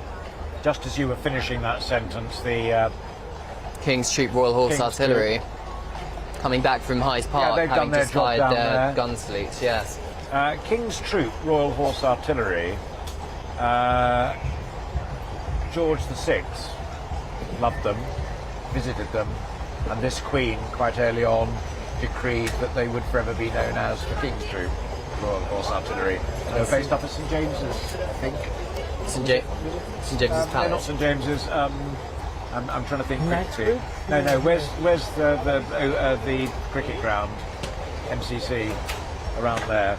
Oh, are they there? Yeah, right. there was a barracks up there in those days. Apparently it was a Queen visit, but it was one of those kind of off the cuff things. St John's Wood. That's what I was trying to think. Wood, yeah. And there they are. And the other thing, I'm going to make a blatant advert here, just in case you ever get the chance of going either to what used to be the Olympia Horse Show, I think is now done at the XL, or as we recently saw and enjoyed, the Royal Windsor Horse Show in the gardens of Windsor Castle.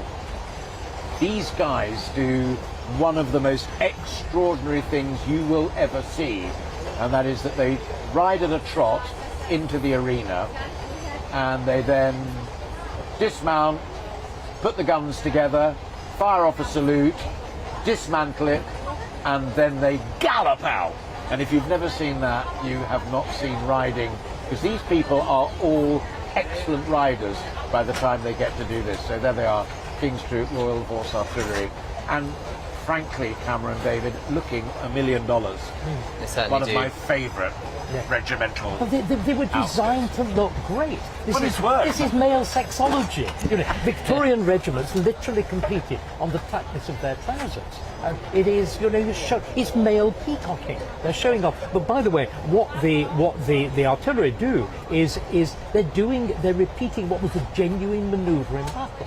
In the old days, you had to do that. You had to do it quickly because, again, you'd be shot. It's exactly the point that we can understand much more clearly with the aircraft. You have to be really good at this job because otherwise you'll get killed. Yes. It's a marvellous incentive to do a job well, actually. Yeah, no, absolutely. We can only fluff, they can get killed.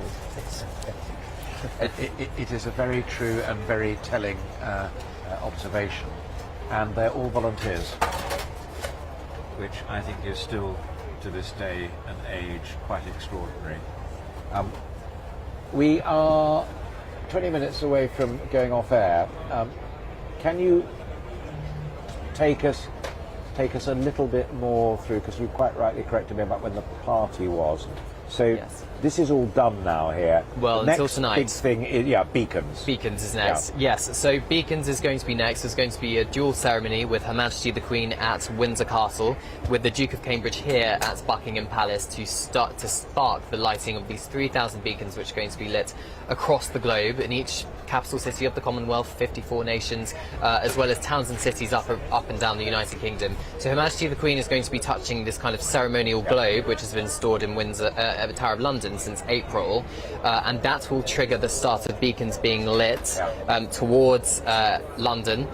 to here at Buckingham Palace to this tree of trees, which we can see to my right-hand side. And there's going to be a magnificent light display with the Duke of Cambridge taking part in it. And this is what's going to be known as the principal beacon. There are 350 varieties of native British tree in this tree of trees, signifying perhaps the royal families, as they call it, but perhaps maybe more accurately Prince Charles's kind of want for nature to be kind of restored to its former glory, for want of a better phrase. And then there will be lit up and down the country, as I've noticed. Yeah. Well, in fact, Dougie Beattie's been doing some work on that as well. That was a brilliant setup. And, he has. And thank you very much. I think we can. We have a package now from Dougie Beattie on the theory and practice of beacons, as it were, with that brilliant background from Cameron Walker. Let's hear what Dougie Beattie and the people he's been talking to have to say about it all. Here's his package. A ferry returns to Ballycastle from an island whose spider supposedly inspired a Scottish king in the 1300s. A royal beacon will be lit here to celebrate the Queen's Jubilee. It will be one of over 1,000 across the UK. Beacons and bunting are part of the British life, but where did it all begin? Fire has always been used as a long-distance communication device, and a beacon such as this one behind me was built to warn the locals that Napoleon was close at hand. Local historian Michael Copeland explains. The original beacons were built by a warrant issued by the King, and the taxation was levied by the sheriff. During the Napoleonic Wars, Martello towers replaced many of the beacon sites. They were all based on an original design from Martella Point in Corsica, a flat-top tower with a fire on top of it that was designed to alert the local population of the approach of African pirates in search of treasure and slaves. The Napoleonic Wars saw the construction of literally hundreds of Martello towers across the British Isles. There are 70 on the island of Ireland alone, which equates to 1 every 28 miles of coastline. Mike Coolan is at the front of Ballycastle celebrations and tells us what we can expect later this evening. Well, I think this is an event that will never be witnessed by any of us in our own lifetimes, indeed in the future. She has reigned for 70 years. Well, we'll start off with the Holy Trinity Choir, who will sing 2 hymns, followed by the piper, who will place a medley of Irish tunes, and then the bugle call to the Jubilee beacon lighting, followed by a specially written piece of pipe music, Diu Regnar, by the piper. Beautiful Ballycastle will be lighting its beacon tonight at 9:45, along with the rest of the UK. Festivities here will be getting underway at around 8 o'clock. Oh, she likes a drink. Dougie Beattie there with his thoughts and reflections on beaconry. Let's now head up to Yorkshire, and a couple in Hessel in East Yorkshire only took over their pub less than 3 months ago and immediately started planning their coverage, preparations, celebrations, call it what you will, for this Jubilee. Bunting adorns the building. A new beer garden has been created, and blackboards at the front list details of some of the attractions in the town, complete with a drawing of, yes, Her Majesty. Our Yorkshire and Humber reporter Anna Riley went to see it all. Hello, we're here at the Marquis of Granby pub in Hessel, where there's been a lot of celebrations going on for the Jubilee. The pub's completely decked out in bunting, and I'm here with the staff, Julie and Laura. Tell me, Julie, what are the plans that you've got on? Today we've got a Jubilee quiz at 3 p.m. Tomorrow we've got some live artists. Saturday we've got a Jubilee disco. And on Sunday we've got a family-themed event with like a Great British Bake-Off with the children, and a quiz, and some more music, really. Lots to do. And tell me, Julie, what is it that you love so much about the royal family? I can see you're both decked out in these wonderful T-shirts, you've got your hat on, and you're drinking a pint out of a Jubilee mug. Absolutely. I love everything royal. It's been... I just love all the occasions. For me, nobody does marching bands and the ceremony and the occasions like we do in England. I mean, people come from all over the world to see these trooping the colours and all the celebrations. For me, she's the nation's grandma. I think, you know, she's lived to a good age so far. She's never faltered until these last couple of months, really. I think she's gone through an awful lot of troubled times recently that I think she's still managed to hold her head up high with dignity and still carried on with her duties in the manner that she does. And I'm a big royal fan. I just love it all. The marching bands for me just hits the spot every time. I just love it. So yeah, I'm very excited to be celebrating the Jubilee weekend. Thank you. Certainly a lot to celebrate for 70 years. So cheers to the Queen and happy Jubilee. Cheers. Cheers. Cheers, Queen. Happy birthday as well. Down in one, Anna. Great stuff. Thank you very much indeed, and indeed to your lovely guests. And we will get some more of that as the day unfolds, if we possibly can. Delighted to be joined by another guest now here at the table, Ian Lloyd. He's a royal writer and a photographer, and joins David and me now. What have you actually been doing today? Have you been working as a snapper writer? Writer, yes, mostly. I did try to take a few pictures with the old phone, but it's tricky, isn't it? Chaotic. And somebody's left a great stage in front of the palace, which is can you imagine having queued all morning, overnight, what have you, and then to weave your way along, then to be confronted by that ghastly stage? But David and I thought they seemed to be pretty happy, and they were bouncing along. Tell me what your reaction was then, as someone who writes about royal matters, but more importantly also photographs them. That image of Her Majesty the Queen standing on her Todd initially, just with the Duke of Kent, up there to receive the salute as they came back from trooping the colour. It's kind of mixed emotions. Yeah. Obviously joyous. There's a great feeling of euphoria. I was sitting in the stands and people were saying, oh, there she is, you know, and there's a great wave of emotion, as there is whenever the Queen appears these days. But it's tinged with sadness, because that balcony shot is iconic, isn't it? I mean, she first came on in 1927 when she was a little baby, and then we've got the famous Churchill picture, 1945, her wedding day, coronation, so many troopings and so on. And we're looking at what maybe... And I butt in, just for people who are listening to our conversation on radio rather than television. We're looking at the picture of the Queen with the Duke of Kent there. It's a scale thing as well. It needs a lot of people to make it work, does that balcony? Yeah, and of course the other thing is the Queen's not elected as head of state, so she can't look back and think, oh, I had so many votes in 1984 or whatever. She relies on the birthdays and the Jubilees to see how popular she is. I mean, I remember that I was here for the Golden Jubilee, and that was emotional because we just got over the Diana years, and then the Queen Mother had died, and the Queen apparently had tears in her eyes when she went inside because of the public reaction. There was such love for her, but there could have been, you know... What did it feel like? I mean, this is such a great place because we've now got another wave of the crowd coming down, although it's all finished and done, but still the police bring them down there. One thing I couldn't see was what the Mall looked like. Alice Porter said it was buzzing and it was great. Absolutely, and jam-packed right the way to the top, you know. And in scale terms, meeting with expectation, or down a bit? I mean, certainly as many people as there's ever been. Yeah, that's right. Oh, good. I'm glad to hear that. What motivated people this time is the thought that it's certainly the last big occasion that we'll see like this. I mean, nobody's going to have an 80th Jubilee, for goodness sake. But I mean, I think it's that kind of feeling that. But she talked about memories.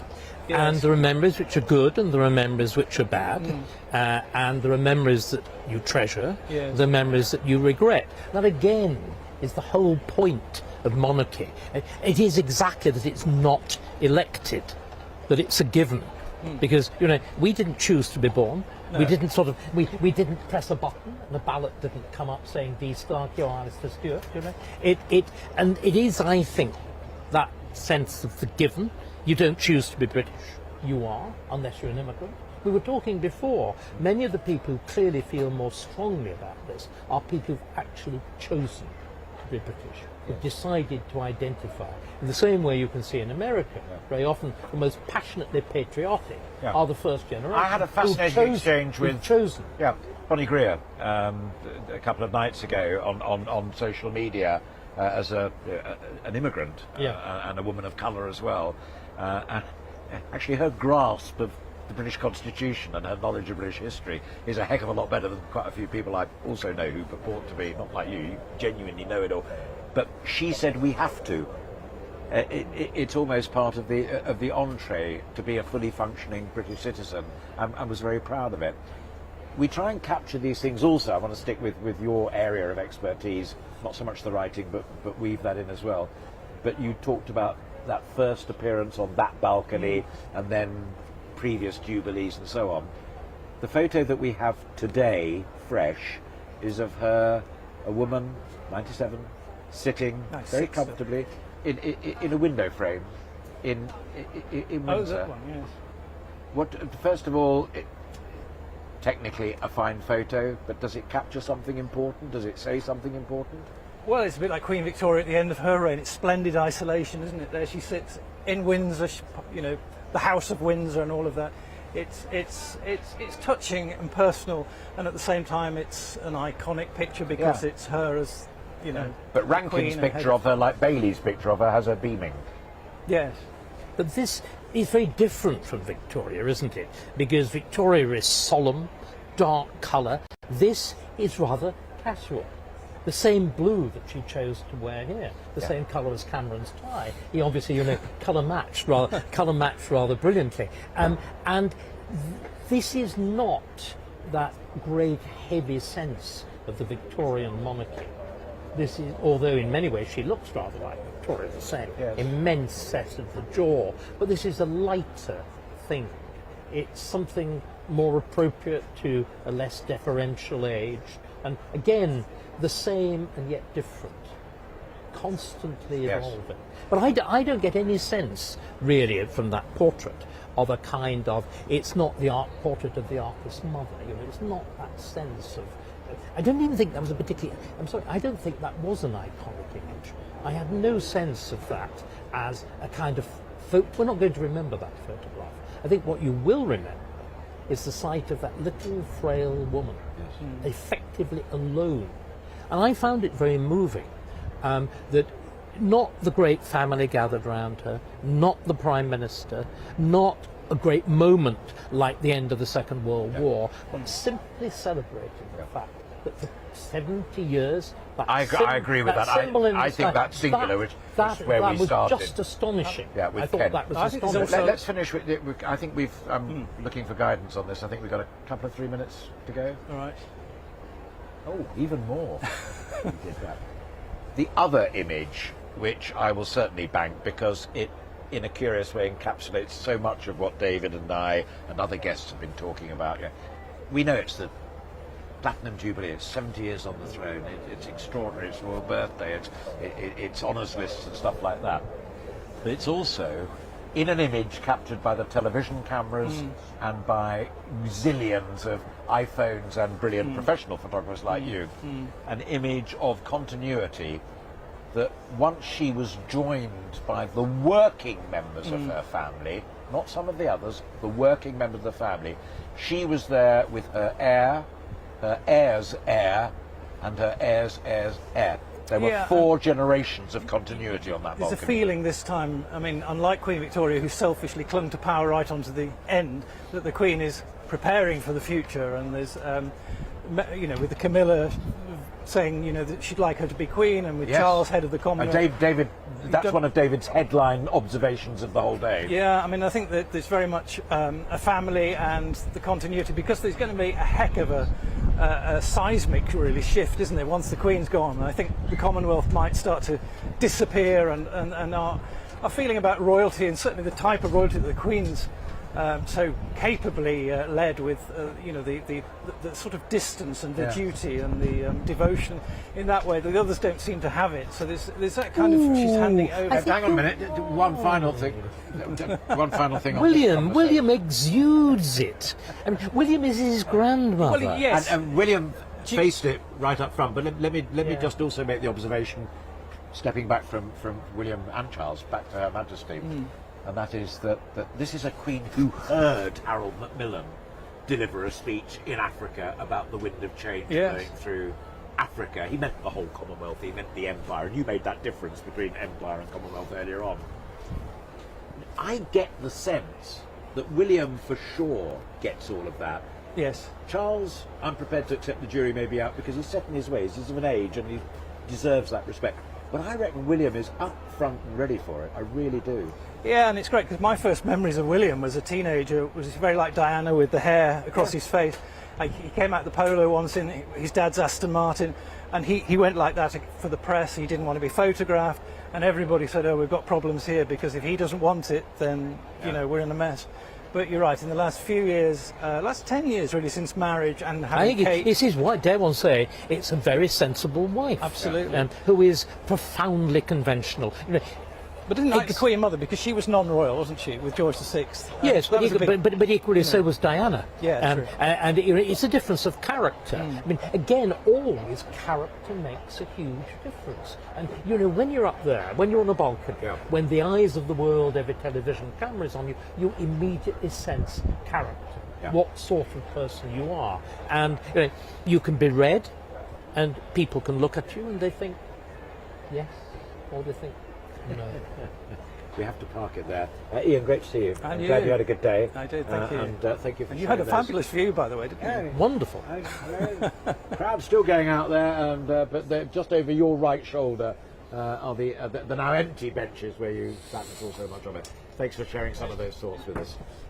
We're drawing to a close now here on our GB News coverage of what I hope you would agree has been a truly spectacular day, both down in Horse Guards, where the colour of the 1st Battalion Irish Guards was duly trooped, and Prince of Wales took the salute on behalf of Her Majesty, and then came back here, and Her Majesty, as we were just saying, stood there on the balcony with just her cousin the Duke of Kent with her to receive their salute as well.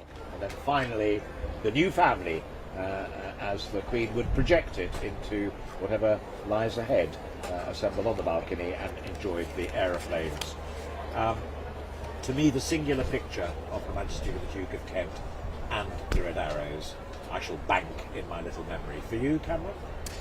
I think for me, it is her first appearance and the flag going up outside Buckingham Palace, showing that she is back here in the official residence of Her Majesty of the Monarchy in London. A truly historic event, the first time ever in British history that we have celebrated a Platinum Jubilee, and perhaps forever in the history.